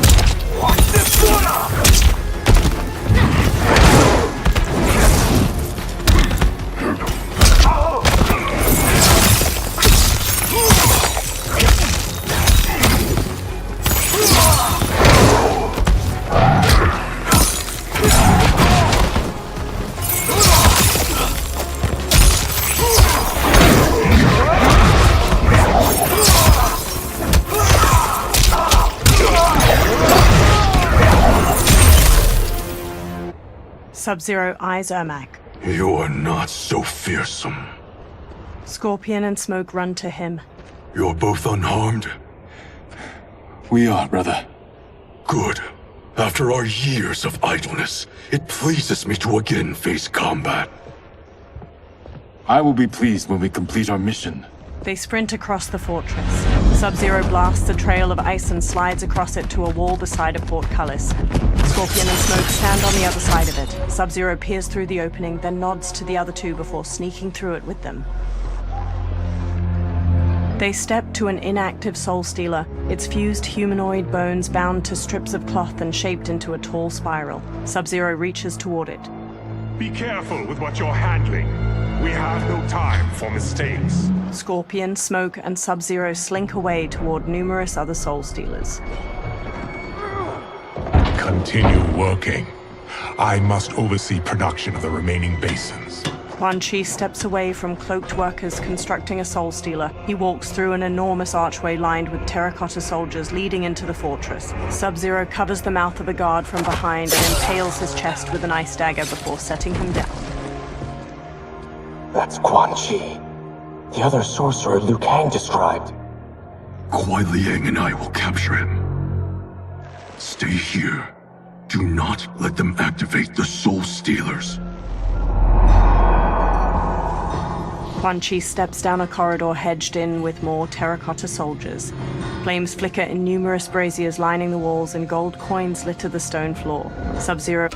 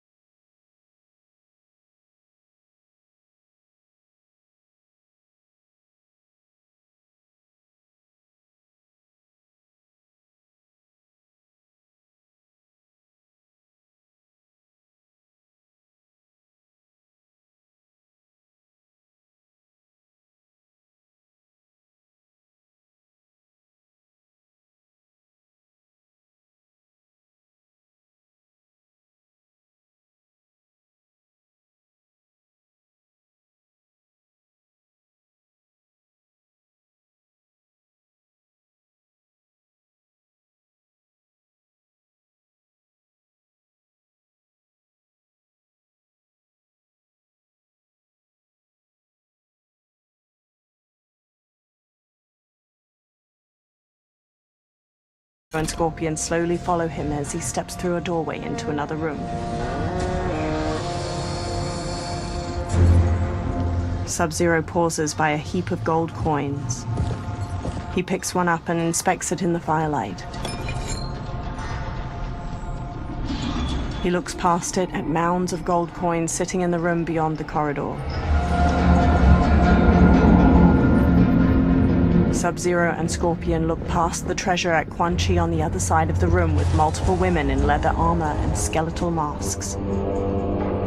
There will be spoils in this war. Let us win it first, brother. They glance at the doorway behind them, then hurry off as Shang Tsung emerges from it. Smirking, Shang Tsung strides across the treasure room toward Quan Chi and the women. Quan Chi steps to him. Will the Soul Stealers be completed on time, Quan Chi? Yes. Our benefactor's guidance has proven most helpful. If we break it, we'll halt their construction. Agreed. Sub-Zero and Scorpion step out from behind a large ruined door and charge Quan Chi and Shang Tsung. Green energy pools around Quan Chi's hands and he blasts heaps of skulls at Sub-Zero. Sub-Zero smashes his way through them while Scorpion trades blows with Shang Tsung. Sub-Zero and Quan Chi each dodge the other's kicks. Then Sub-Zero front kicks him back. Ah, the Lin Kuei. We have been expecting you. Were you told also to expect defeat? This ends no other way. Fight!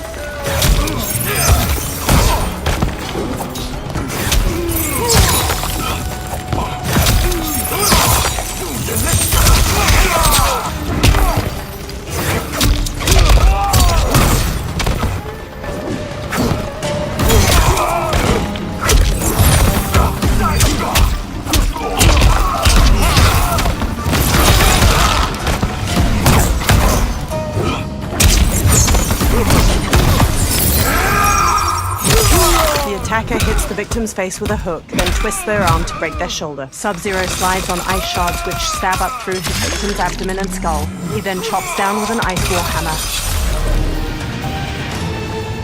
Your failure was inevitable. Scorpion evades Shang Tsung's knife hand strike, then jabs his gut and sidekicks him back. Shang Tsung shoots the fire skull at a giant pile of coins and jewels behind Scorpion, sending it sliding down and burying the warrior. Sub-Zero shoots an ice beam, but Shang Tsung blocks it with a shield of fire. This is so unnecessary. What I can offer you, you won't decline. Unless it's your surrender, I am not interested. Fight!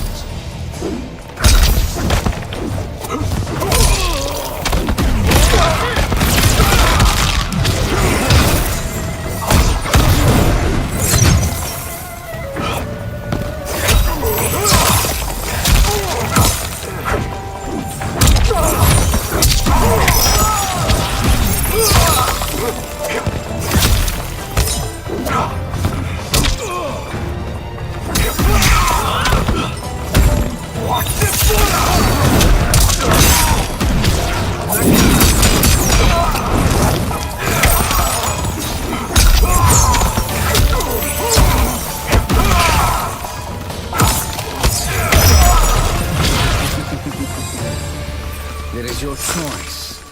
I Fight. can give you freedom.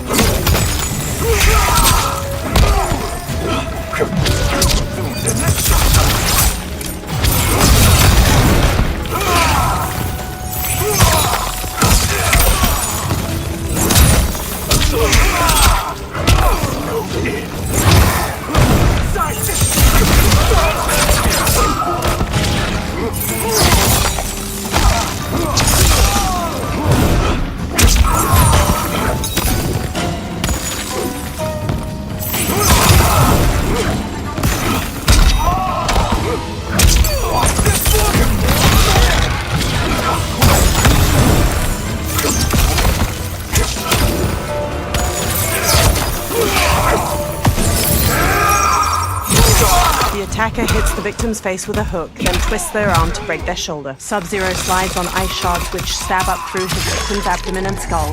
He then chops down with an ice war hammer. I had hoped for a worthier enemy. Sub-Zero steps to Shang Tsung's body and handles a large axe made of ice. Scorpion watches him raise the weapon, but he stops when guards pour into the doorway. One shatters Sub-Zero's ice axe with his sword, and another jump kicks Scorpion. Sub-Zero grabs a guard's arm and twists it around so his sword cuts another's throat. Scorpion weaves around one guard's sword, then throws him into a second.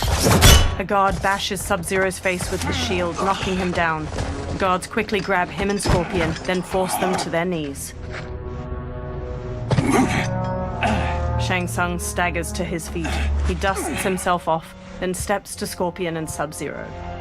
Perhaps now you wish to entertain my offer. How would you know what I value? We're strangers to each other. I know that you wish to break free of Liu Kang's control, to gain your clan unrivaled power. I offer the means to do both. Ignore him, brother. He promises only corruption. Grandmaster, I am sure you're asking yourself, can I afford to trust a man I have never met? But the true question you must ask is, can I afford not to? Sub-Zero stares at Shang Tsung. Geras stands before a giant hourglass and shifts his arms around. Sand weaves through the air, then images of the benefactor and Shang Tsung appear in the bottom of the hourglass. And you were meant for war, to live among kings, not peasants. But since before you were born, you have been conspired against by those who fear how formidable you could become. I am your deliverer, Shang Tsung. Join me, and I will put the realms at your feet. Geras examines her. Who are you? He steps closer to the hourglass.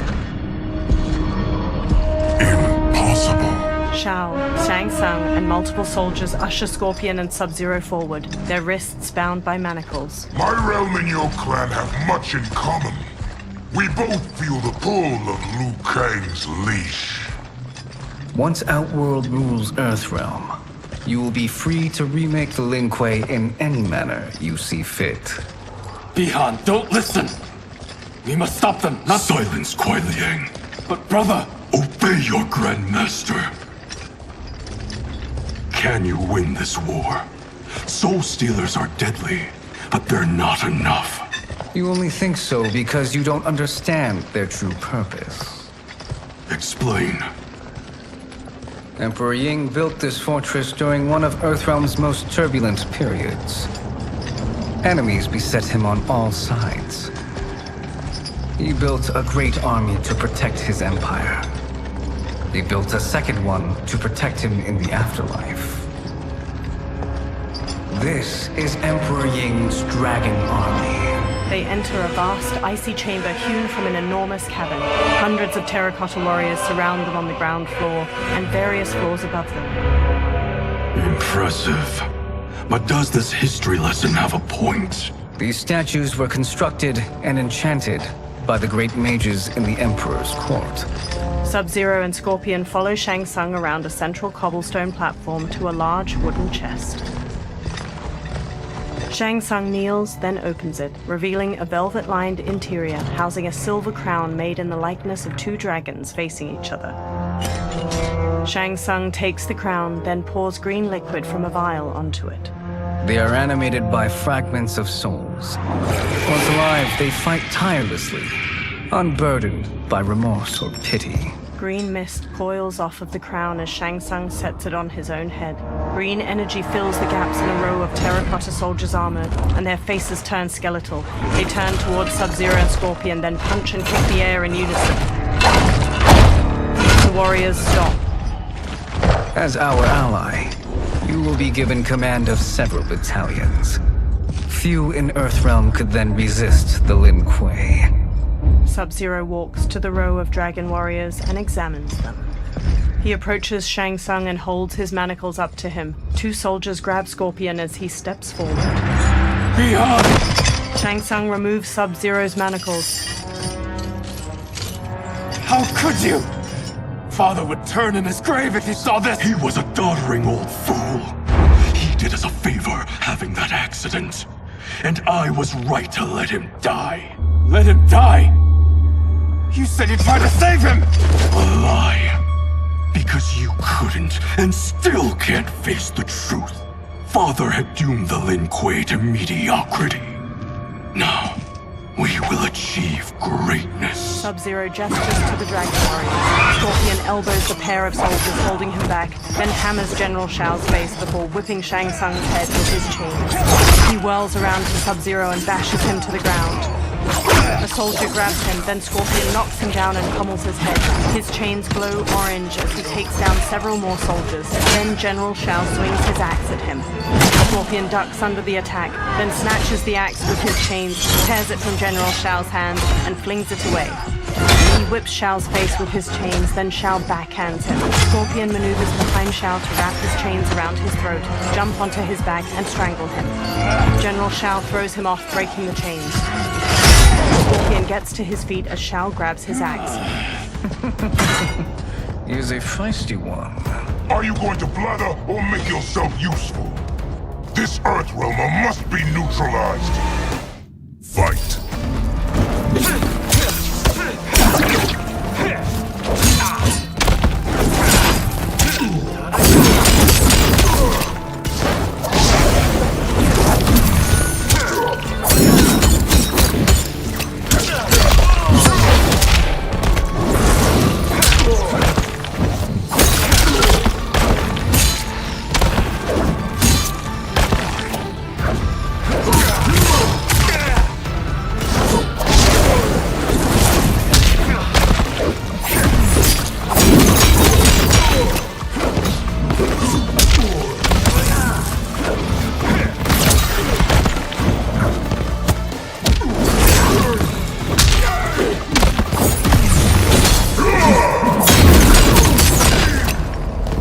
You may corrupt Bihan, but you won't corrupt me.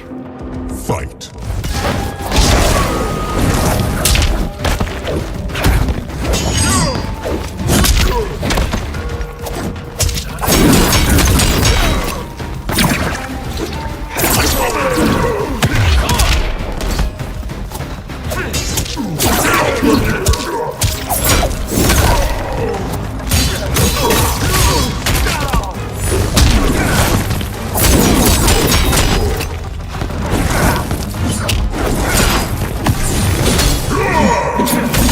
The attacker jabs the victim with 3 strikes, then knocks them away with an elbow to the head. General Shao's axe bashes the victim into the air. He leaps and slams the axe to cleave their ribs apart, then dives to stomp them.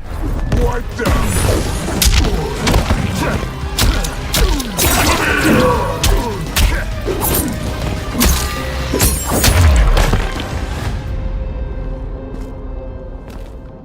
Neither of you are up to the task. Do not let Kuai Liang escape. Shang Tsung directs the dragon army with a crown. They charge at Scorpion. Scorpion shoots flames to burn the undead warriors. They disintegrate before reaching him, one with its sword of mere hair. He sprints out of the tomb of the dragon army, past hordes of unanimated warriors.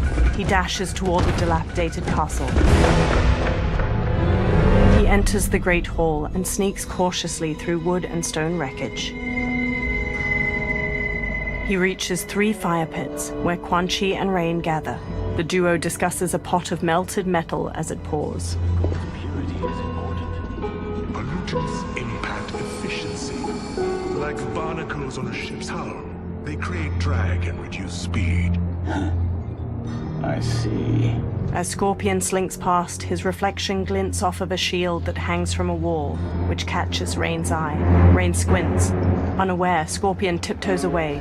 Rain wields his staff and hurls a burst of water at him.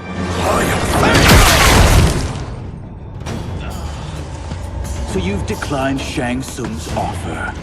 I assume your brother has not. The sorcerer tempted him into forsaking his oath. He can be convincing, can't he? Spurning him is a grave mistake. Fight!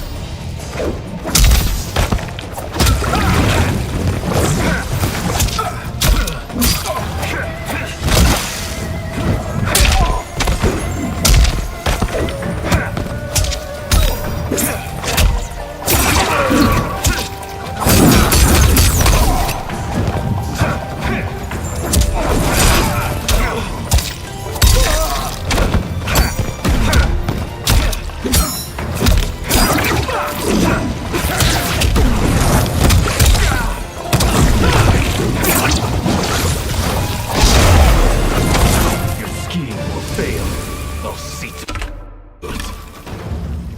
Fight!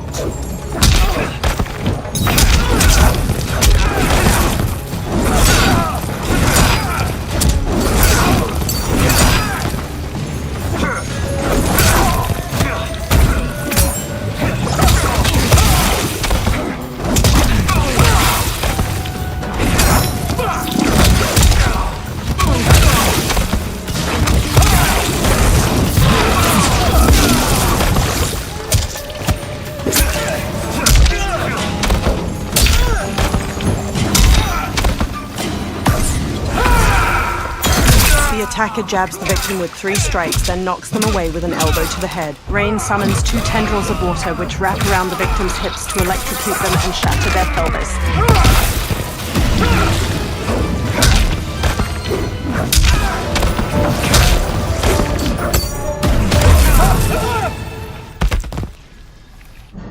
Scorpion relaxes and glares. The mistake is yours, Outworlder.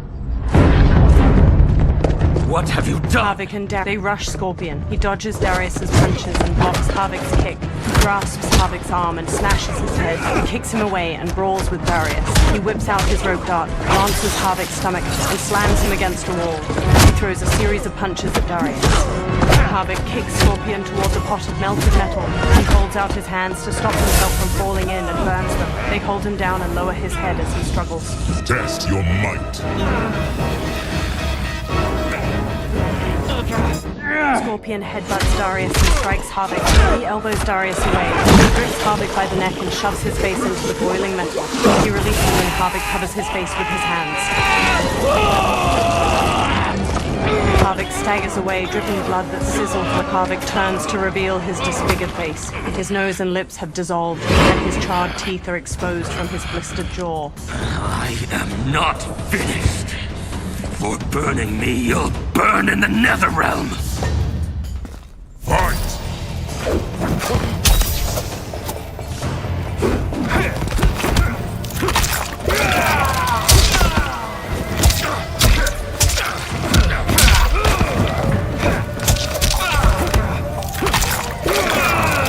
I won't yield!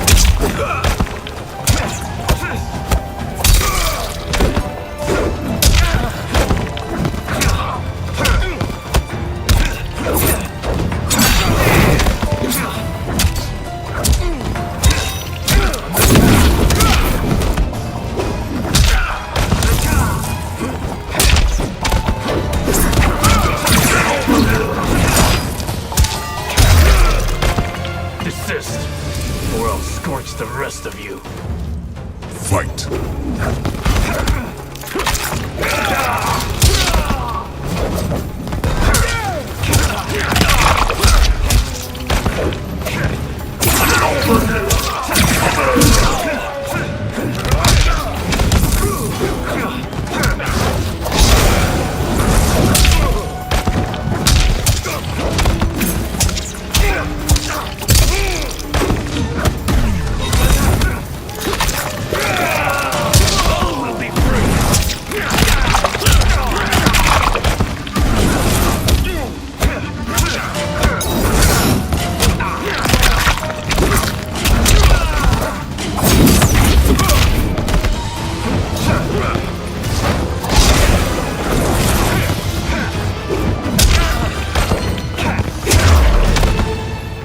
Lin Kuei's flame is not easily smothered.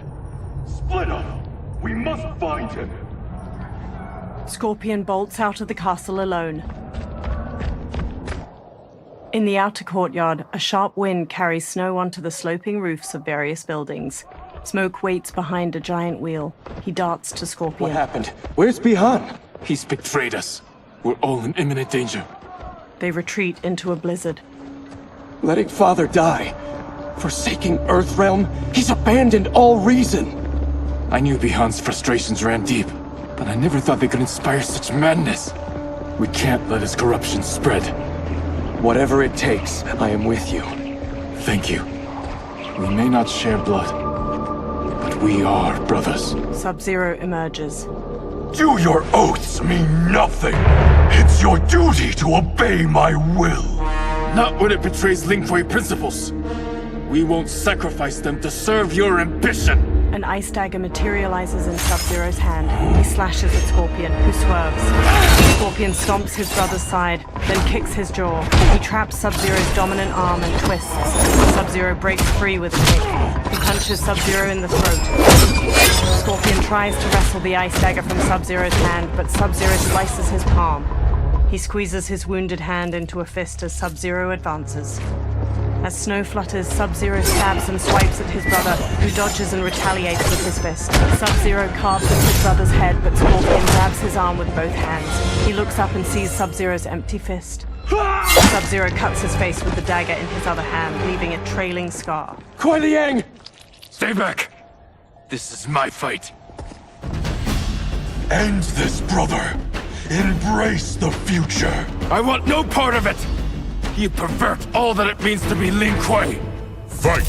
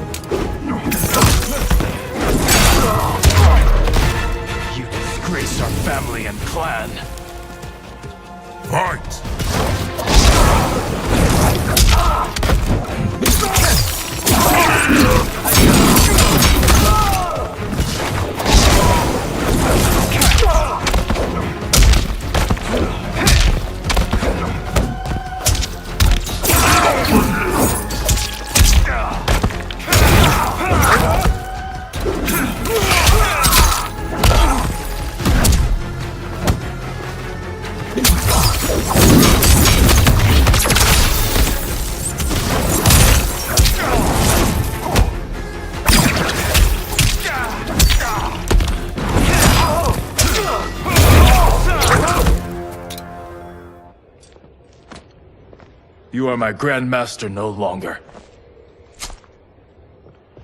What are you doing? Scorpion kneels. Once he's exposed, won't you be made Grandmaster? You forget Cyrax and Sector. Their loyalty to Bi-Han is absolute. They'll sooner abet his corruption than follow me. We must chart a new course. One that both honors our father's legacy and serves Earthrealm. He stands behind Smoke. Help me. We can't leave him here to aid Shang Tsung. Later, Scorpion rushes into the surrounding woodland with Smoke, shouldering Sub-Zero's comatose body. They halt and watch 4 columns of green light flare from the Yin Fortress ruins, swirling into the clouds. Simultaneously, at the Wuxi Academy, Liu Kang studies the same Soul Nados. How did you achieve this, sorcerer? Behind him, particles of sand dance with shards of light. The small sandstorm forms Geras. You arrived not a moment too soon, Geras. What have you learned? In scrutinizing Shang Tsung's first meeting with his benefactor, I made an important discovery. Her life essence, the very time crystals that make up her being, are not of this timeline. Not of this timeline? How could someone from a previous timeline enter this one? That cannot happen. If that cannot happen, then what has happened, Geras? There are no other timelines than those that have come before. All evidence points to the presence of a second timeline, which exists concurrently with ours. 2 timelines, side by side, moving forward simultaneously? Never in a billion lifetimes have I seen this. But that does not make the other timeline any less real. There can be no doubt that Shang Tsung's benefactor hails from it. And who she is, why she's here, where she's from. All questions we need answered, which we can't, or we are under attack. I will go to Sindel, Convince her to withdraw from Earthrealm by showing her how history is being manipulated. That will require revealing to her your prior role as Keeper of Time. The situation gives me no choice. I will need your help, Gears, to prove my claims to the Empress. They observe the Solnados while trees sway in the wind. Later, in Outworld, Sundo's portal gate emanates energy, surrounded by tropical greenery and colorful flowers. Liu Kang materializes from within. The constabulary await. Li Mei approaches as the others draw their weapons. She walks between weathered lion statues and reaches a platform bordered by water. Return home, Lord Liu Kang. I am to let no one pass. I must see Her Majesty. She must call off her attack on Earthrealm. Her decision was unwise, but she no longer seeks my counsel, and I doubt she's interested in yours. The Empress has been deceived. Shang Tsung and General Shao have fomented this crisis as a means to steal her throne. General Shao? I knew he was hiding his true intentions. But join Shang Tsung? I knew he couldn't be trusted. Were I still Umgadi, he would never have breathed the same air as the Empress. My palace sources told me he arrived out of nowhere, and immediately had the Empress's ear. He gained her trust by treating Princess Melina's condition.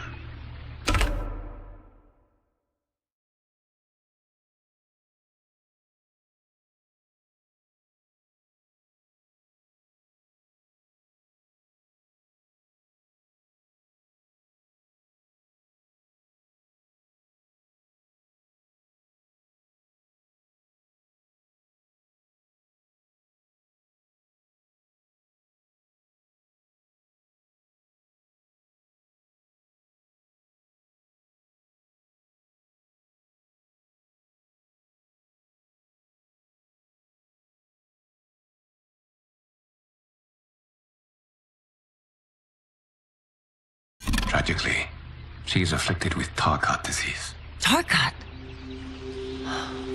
The Empress must be beside herself. If Shang Tsung found a treatment, no wonder she embraced him. I have shared this with no one. I trust that you, of all people, will keep this secret. Of course. Were it made public, it would bring down the royal family. Li Mei, Empress Sindel needs our help. Will you join me? Emperor Jared's death, the pain it caused Empress Sindel, has always haunted me. I failed the royal family once. I won't do so again. She clenches her jaw.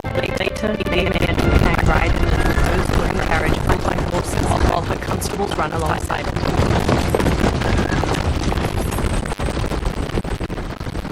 Every damn makes sense.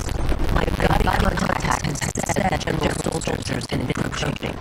Still, I can't fathom it. General Shao committing treason? It is the fruit of a poisonous seed planted by Shang Tsung. He played to the general's vanity, inflamed his prejudices to convince him that he alone could save our world. He may be unstoppable. The Umgadi don't have numbers, and my constables aren't trained for war. Know that I, too, will aid in the Empress's defense. The carriage stops. Driver, what is it?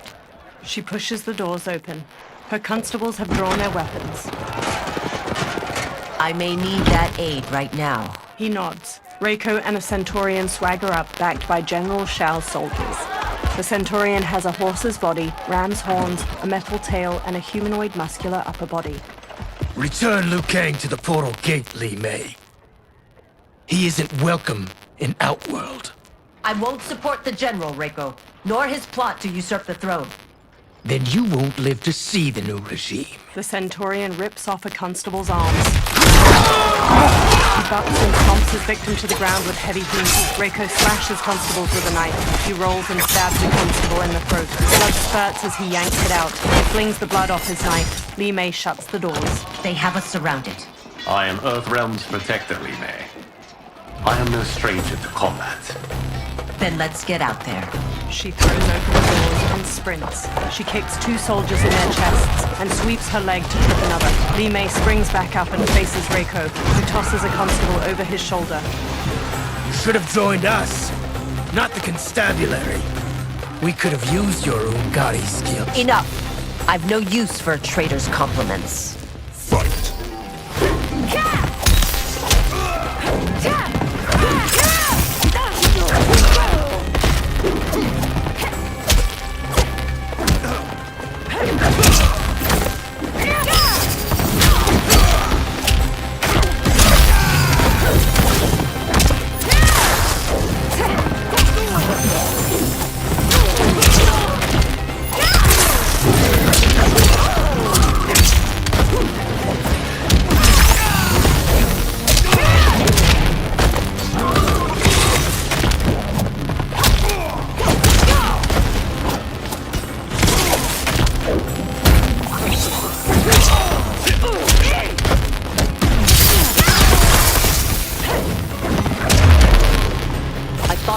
Soldiers were better trained. Fight!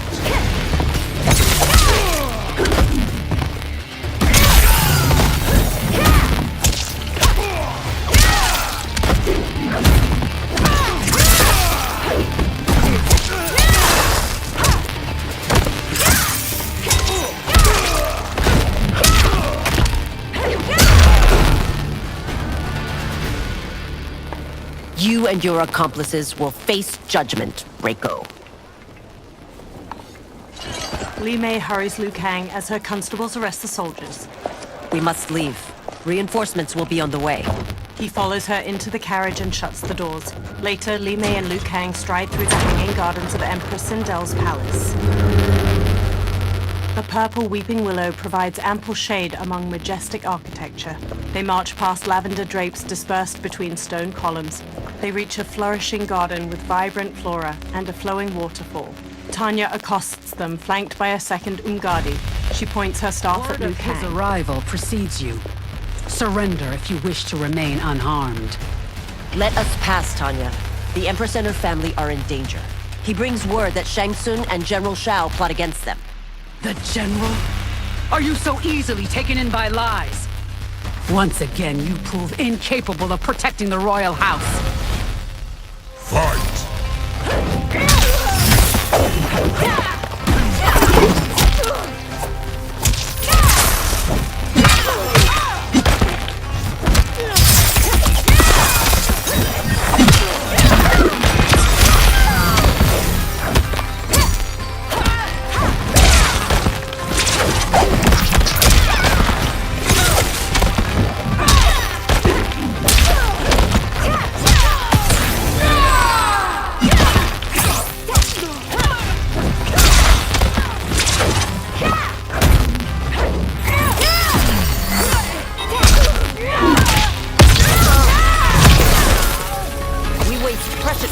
Tanya.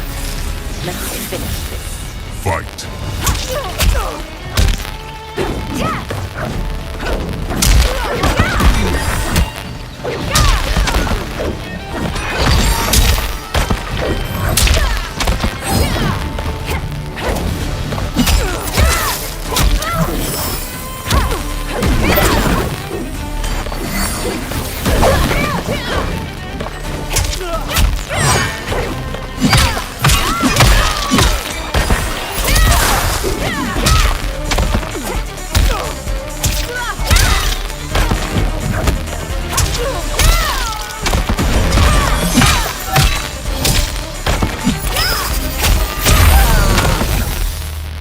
I'm sorry you made that necessary. Ungadi priestesses rush in. They circle Li Mei and Liu Kang, pointing their spears. Priestesses. Li Mei holds out her arms as she and Liu Kang stand back You know to back. who I am. Of my deeds when I was one of you. I may no longer be welcome. But in my heart, I am still Ungadi. I will always honor my vows.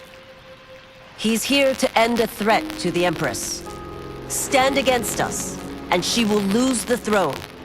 stand with us, and we will save the Empire. Later, Li Mei and Liu Kang escort a bound Tanya down a hallway. Why didn't you kill me? Because we mean you no harm. And that you live will help prove that back to the Empress. Umgadi follow as the trio enters the colossal throne room. Purple fabric drapes over the walls and pink flower petals twirl in the air. They reach Empress Sindel, who sits between Kitana and Melina. Umgadi thump their spears. How dare you, Li Mei? It's not enough that you let Jared be murdered. You let Liu Kang destroy the rest of my family? My heart broke when your husband died. I lost not only my Emperor, but you, my closest friend. I know you may never forgive me. She puts a hand to her chest.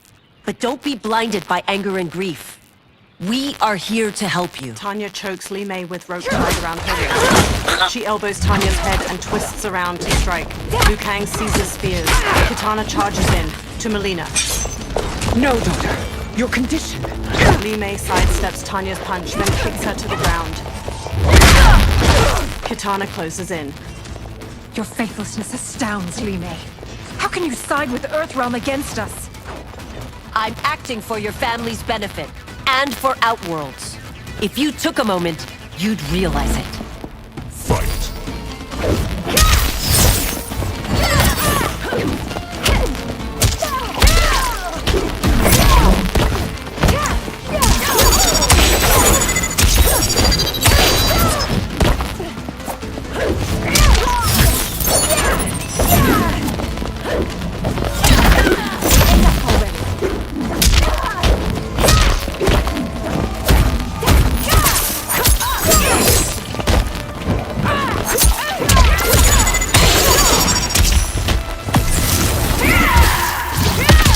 The attacker hits the victim's face with a hook, then twists their arm to break their shoulder. Li Mei conjures a giant lion head made of energy. She leaps, twists the victim's neck, and throws them into the lion's maw. Locked up.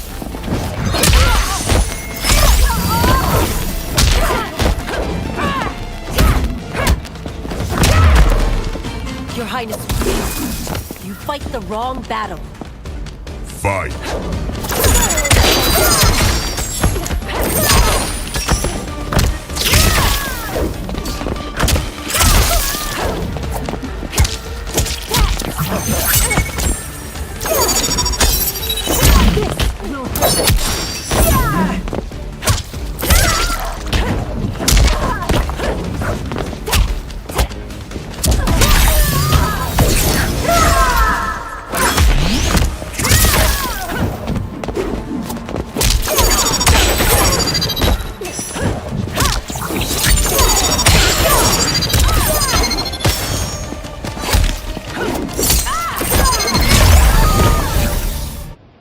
You must be smarter, Princess. Sindel. No, Melina.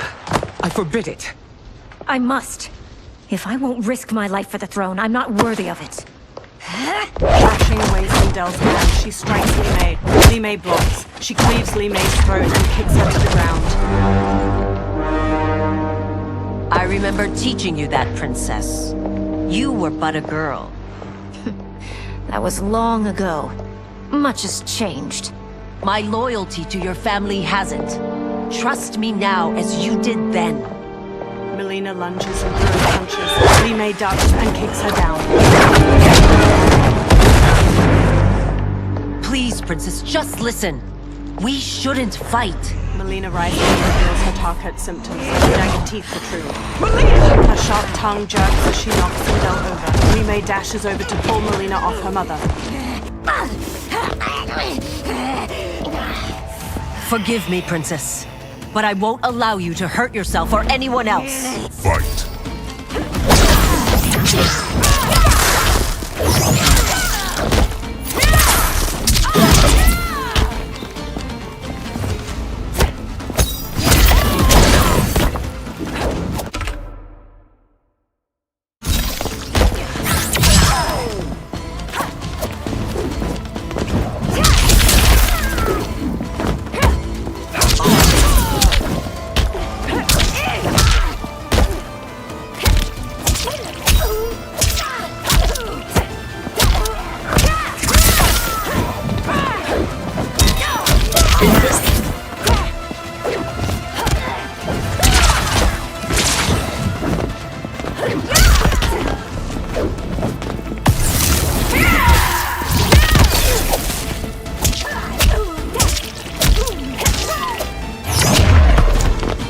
must be careful. I cannot harm her. Fight!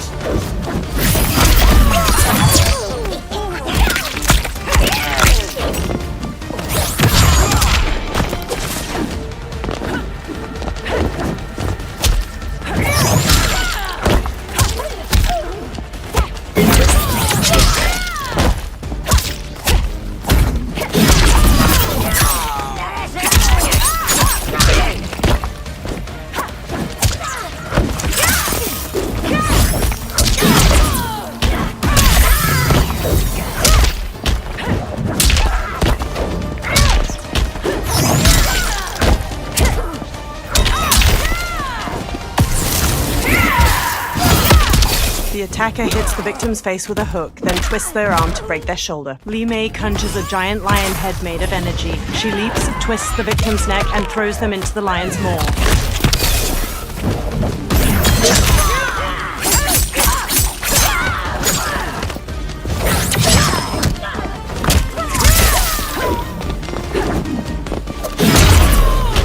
Focus and precision will win this. Remain steady, Li Mei. Fight!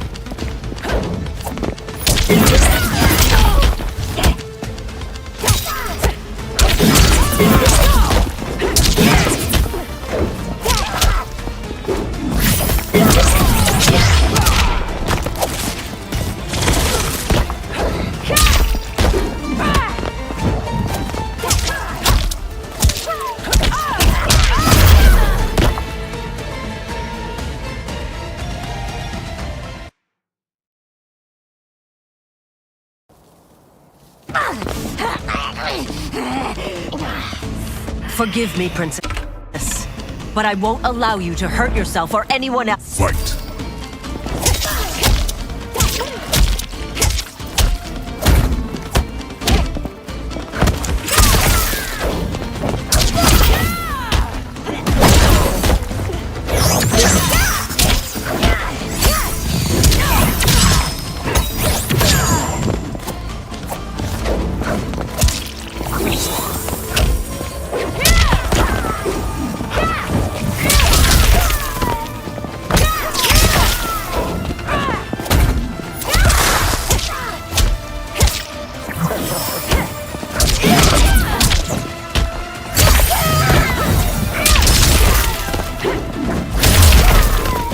I must be careful.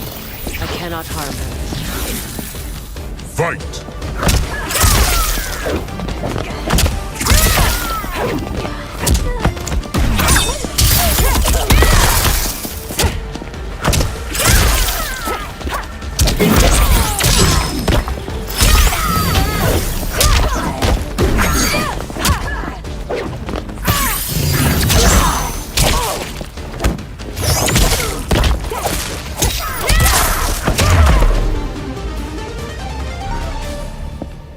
Tarkat makes victims of us all. Tanya rubs her wrists and quickly attends Melina, her black braid swaying. She procures a syringe and injects its serum into Melina's neck. The princess's wide, deformed mouth and jagged teeth recede, and her face transforms back to normal. Life returns to Melina's eyes. Sindel stands to face Li Mei. Melina groggily places her hand on Tanya's. They exchange looks. Tanya smiles. Praise Argus. Thank you. I am in your debt. No, Your Majesty. There can be no debt between friends. Liu Kang steps in. I am glad she is safe, and that our conflict has ended. It is paused, not ended. Li Mei has earned my goodwill. Whether you do remains to be seen. I seek only peace, Your Majesty. She squints. Is that why you send minions on secret missions into my empire? You've proved yourself the enemy I was long warned you would be. I understand your anger, but I had reason to believe that Shang Tsung posed a threat to both of us. Until I confirmed them, I did not want to burden you with my suspicions. And now? They have proven true. Shang Tsung, Quan Chi, the General. They conspire to conquer our realms. A serious charge. Where is your proof? At Shang Tsung's laboratory. If what you see there does not convince you, I will surrender Earthrealm without a fight. Later in the lab, Sindel grimaces at a chained hybrid with amputated limbs and spilled guts. Liu Kang, the princesses, and Umgadi watch. How could I have so misjudged them? For Shang Tsung to indulge in such depravity, for General Shao to condone it, they are not the men I thought them. Despite my best efforts, neither man nor Quan Chi are who they were meant to be. They're not your responsibility. They're Outworlders. But it is I who crafted their destinies, along with those of all other beings, at the dawn of history. You created the realms. Is your mind addled, demigod? I am a mere demigod now. But eons ago, I was more powerful than all of the Elder Gods combined. I was a Titan, and the Keeper of Time. He pushes air in a circle to create a small sandstorm. Sand and light collect to form Geras. A gold dragon tattoo sits on his bare brown shoulder. He conjures an image of an hourglass. This is Geras. Your Majesty, Your Highnesses. Geras is the guardian of the Hourglass, a celestial object which lies beyond the realms. The Hourglass regulates time and destiny. When I wielded its power, it was upon me to craft all of existence, which I did when I restarted history. Restarted? This timeline was preceded by billions more. Though this is the first of Liu Kang's design, the others were designed by his predecessor. Kronika was obsessed with equalizing good and evil.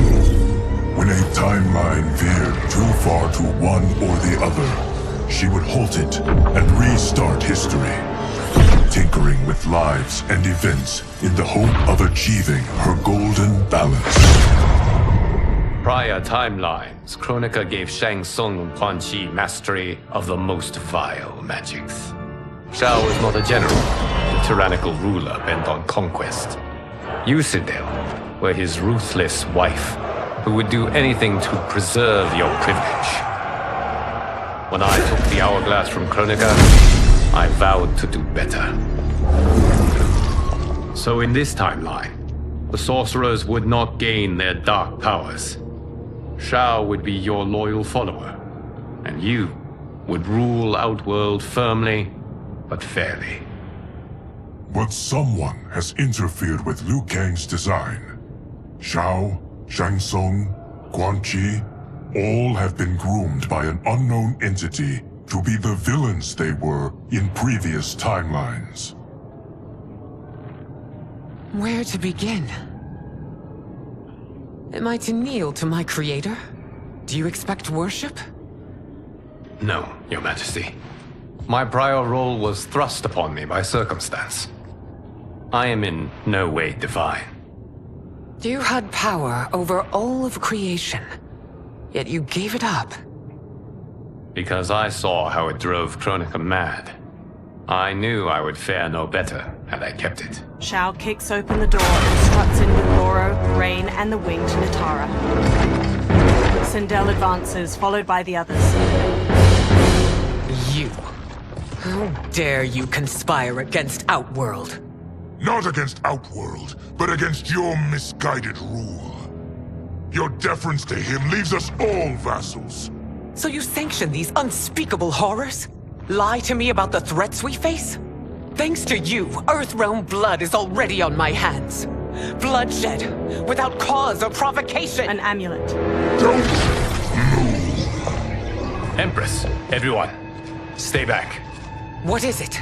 The Amulet of Shinnok, a weapon of terrifying power. It should not exist. Its maker is powerless, as Liu Kang designed. Yet more proof of foreign interference. Enough prattle! You'll both bend a knee to Outworld's new Emperor. Put down the amulet. Its evil is beyond your control. Do you think I do battle not trained with my weapons? I am more than prepared. Thrusts the trembling amulet. Glowing tendrils of orange light pull Beerus and the princesses into the amulet's central jewel. A fight breaks out and Natara strikes Sindel. So General Shao casts his lot with Outworld's enemies against me. He's a fool to ally with you blood-sucking fiends. Fight!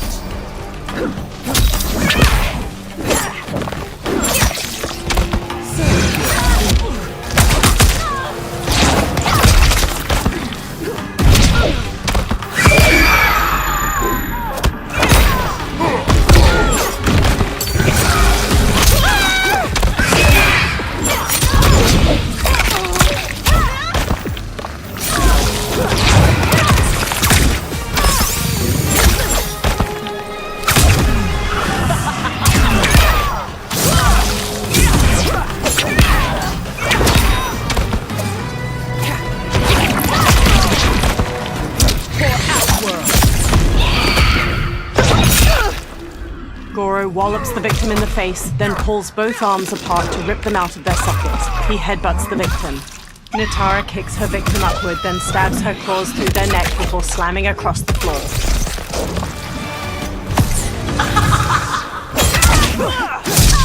The attacker hits the victim's face with a hook, then twists their arm to break their shoulder. Sindel's hair grabs and slams the victim. Two strands hold their ankles to yank their legs apart, twisting their hips.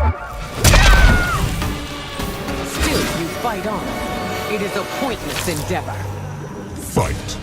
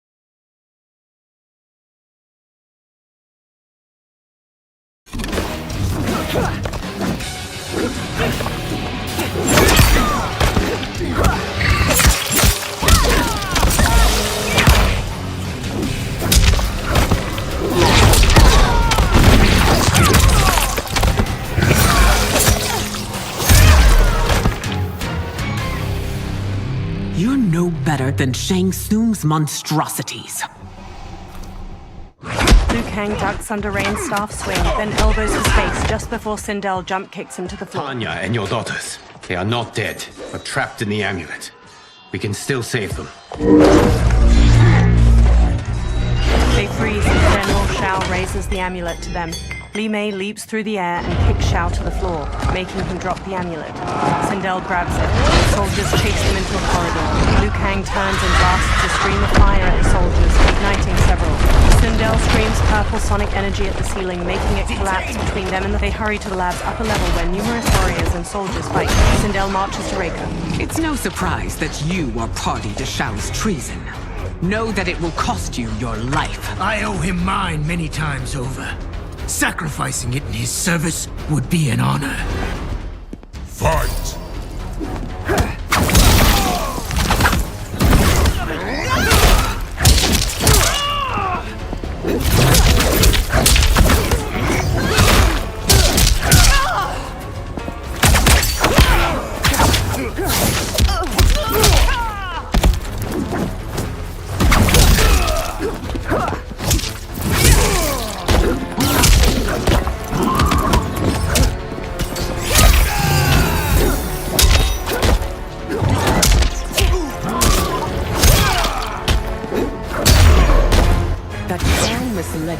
makes you no less culpable. You will Fight. answer for this crime.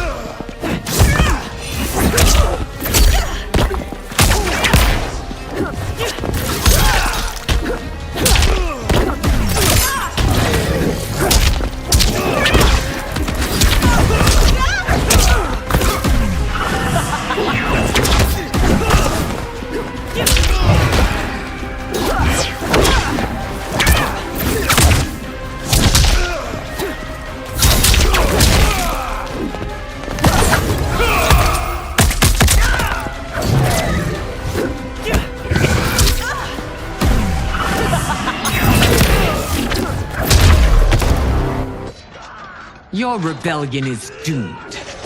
Rain and Shao enter. Rain blasts a water bolt at Sindel. Li Mei shields Sindel and gets knocked Your back. betrayal hurts most, Rain. I thought of you as a son. I've outgrown you, Empress. Shang Tsung's taught me that I've scratched just the surface of my power. To explore it, I can't be bound by your limits. Fight.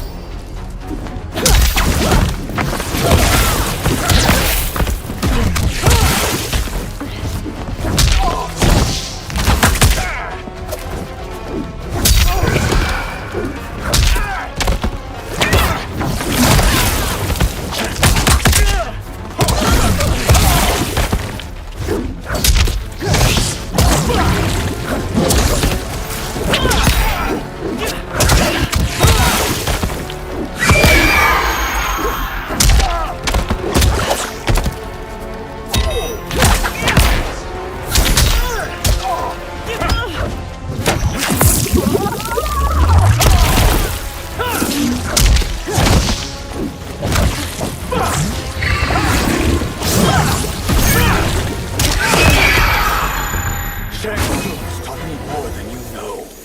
It's time I show you.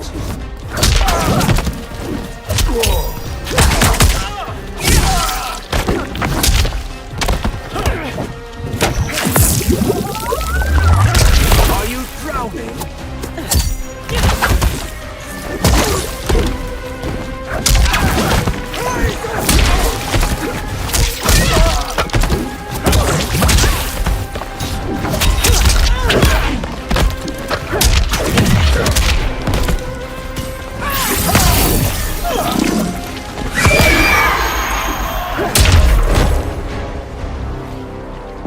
You are forever dead to me. General Shao headbutts an Umgadi, then cleaves off her arm with his axe. He hacks into another shoulder, then wrenches the blade out. Your reign is over, Sindel. I remember the weak, sickly boy you were. How your father fought to push you past your infirmities. Now you repay him by spitting on his ideals? Your revolt shreds every value he held dear. Fight.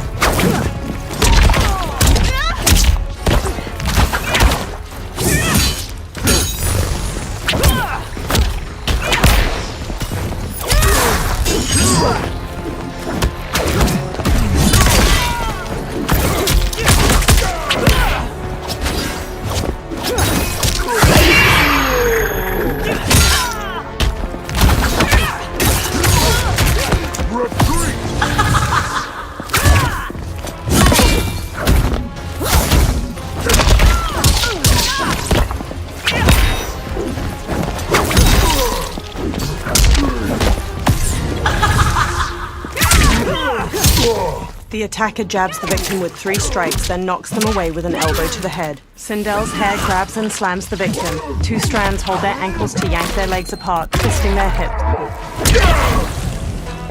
You've forsaken both me and the Empire. Your family name will be forever tarnished.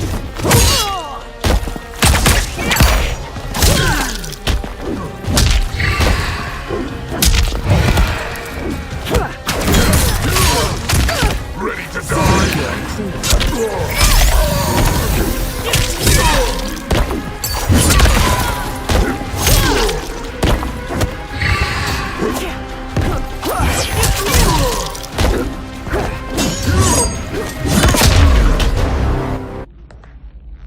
You are relieved, General. The amulet, Your Majesty.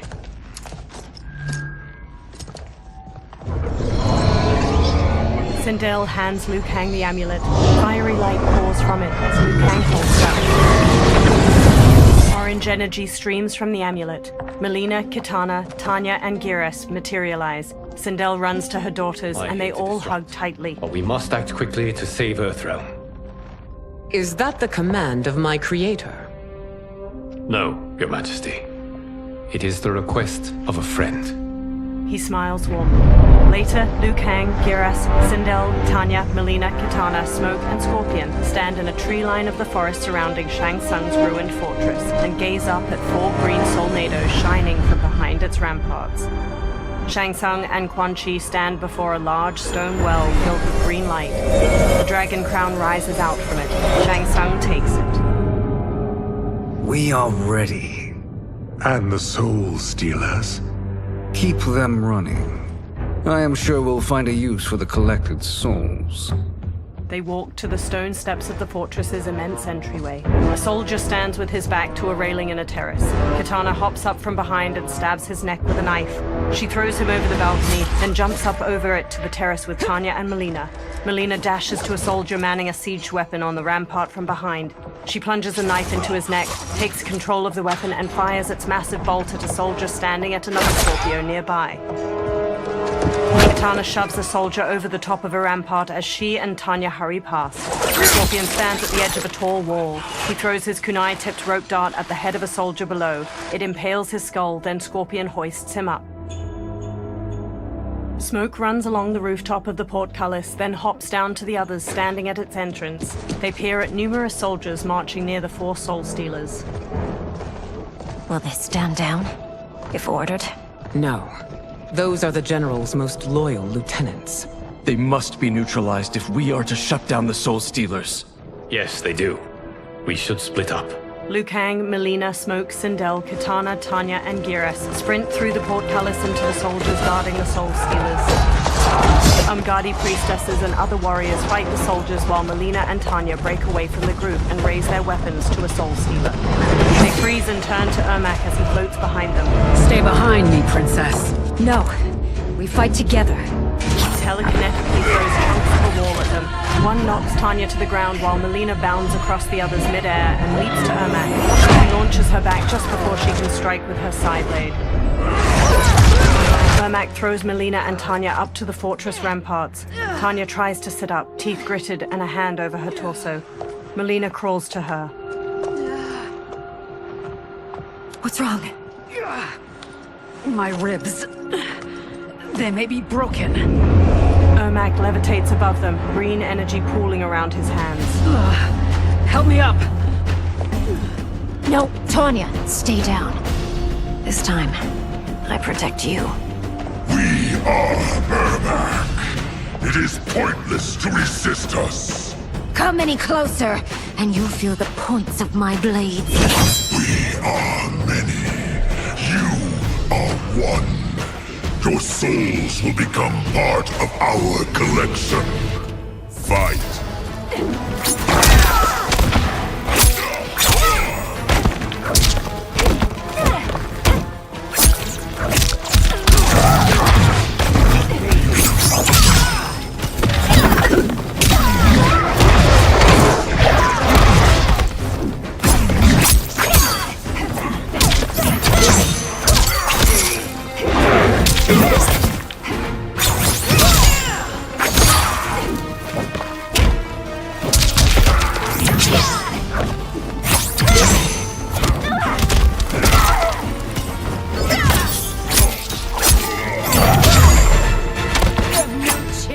Taking my soul. Fight.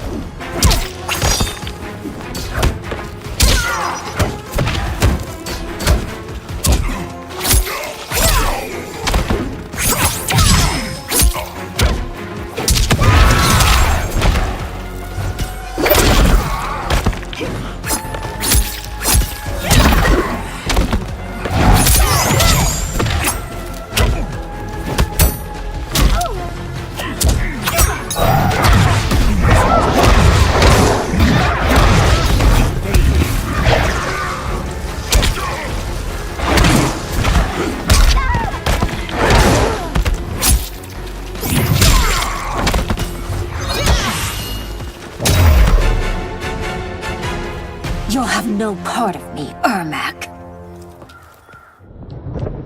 Amazing, Melina. In another life, you could have been Umgadi. I prefer this one, dearest Tanya. Melina helps her up, then holds her arm as they pass by Ermac's twitching body. We must leave.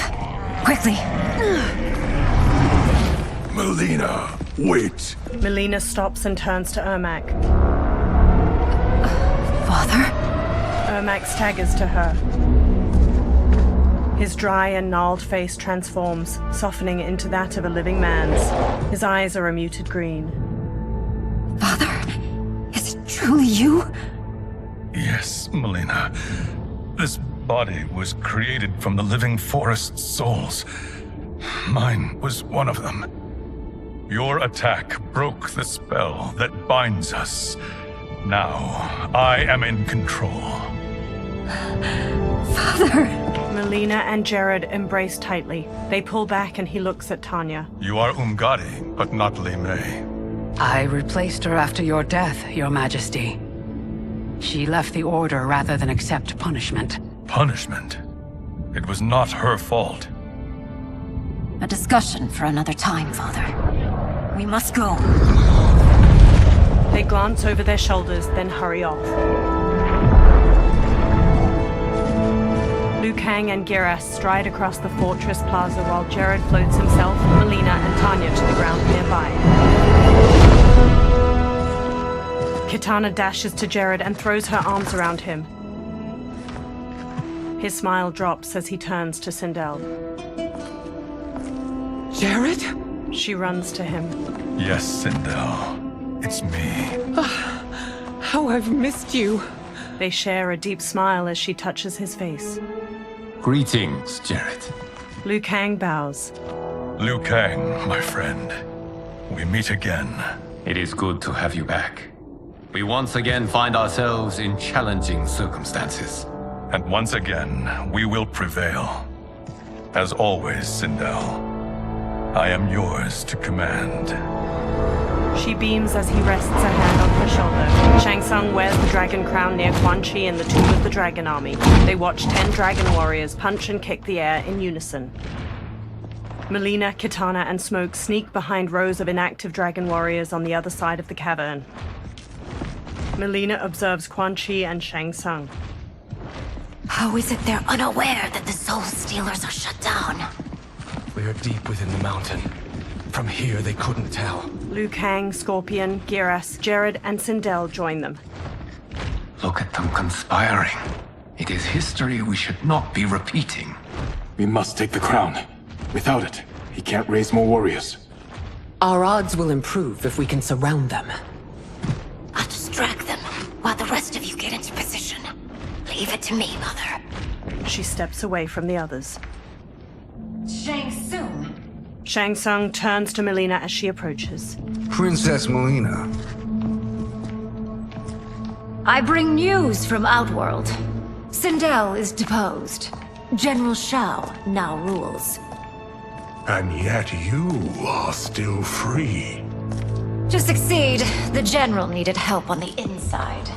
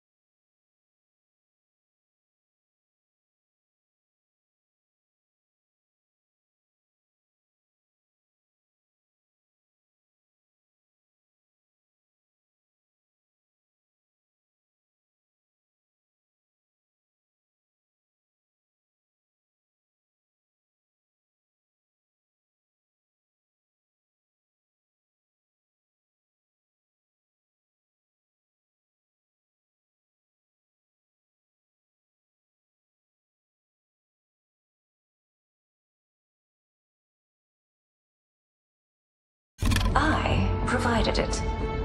The heir to the throne gives it up willingly. It is a burden I've never wanted. The realm is better left in General... Emperor Shao's hands. A most mature perspective. Outworld benefits from your wisdom. Yes, Shang Tsung, it does. But not in the manner that you expect. Everyone else drops from the upper level and quickly surrounds Shang Tsung, Quan Chi, and the Dragon Warriors before attacking. Liu Kang and a warrior trade punches. Another punches Geras' face. Unfazed, he hammers its head with his fist. Tanya bashes a warrior with her staff. Shang Tsung and Quan Chi face Mileena. A bold gambit, Princess. It is an impressive display of guile. Who knew she was so capable? You count yourselves among my doubters. I will count you among the dead. Fight!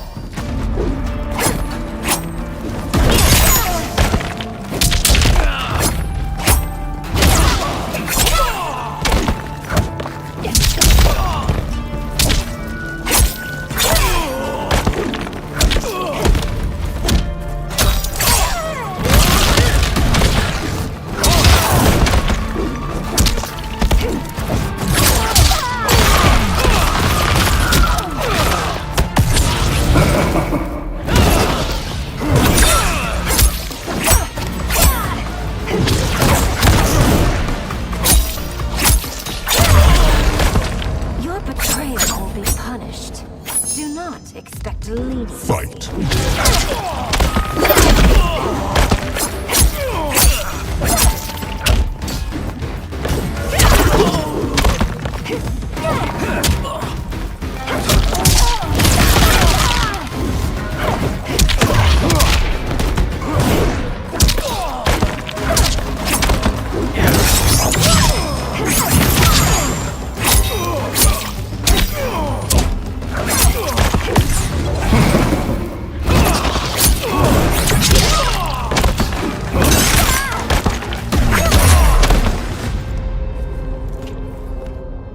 There will be consequences for forsaking Outworld.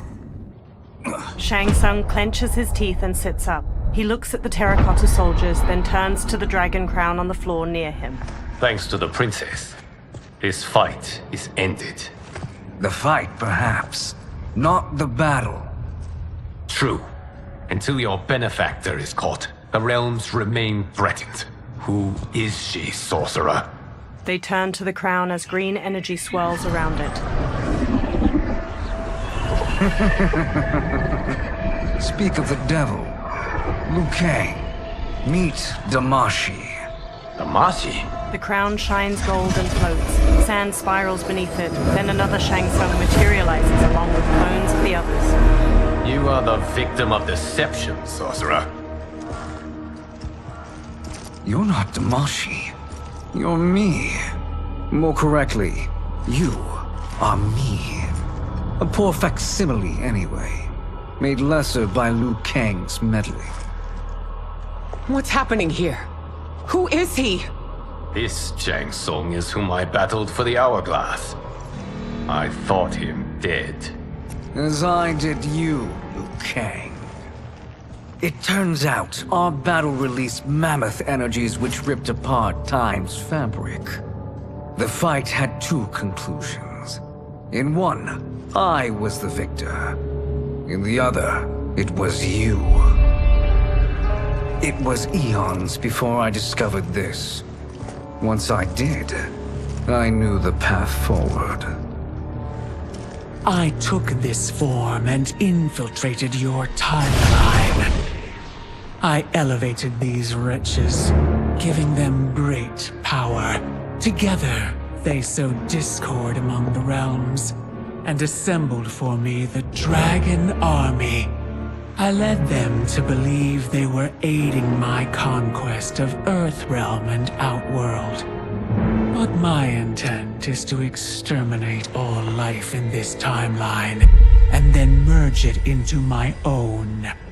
You promised us realms. Now you leave us to slaughter? You were pawns, not partners. Your purpose served. You will be sacrificed. We served you loyally, built you the Dragon Crown. This? It is a toy. I do not need it to control the Dragon Army. Only the souls contained within. The Titan Shang Tsung from the Dark Timeline crumples the crown, releasing numerous souls from it that stream into the different statues. He smiles with the other dark versions of the fighters. Goodbye, Liu Kang. Neither you nor your timeline will be missed. He teleports away. Dark Sindel steps forward as Dark Raiden stands behind her, eyes red. It appears our interests align. For now. Know that I trust neither of you. I will finish you both at the first hint of treachery. Dark Sindel smiles wickedly as Dark Raiden rises behind her. He crackles with red electricity. The fighters charge and Dark Sindel screams a sonic blast. Mileena rushes Dark Raiden, but he shoots her with a lightning bolt, knocking her down. Jared kneels by her. Mileena, what's wrong? Her fangs grow. Serum wearing off. Must stay in control. You attack my family, I will make you suffer. Further resistance serves no purpose. This timeline will be destroyed. Fight!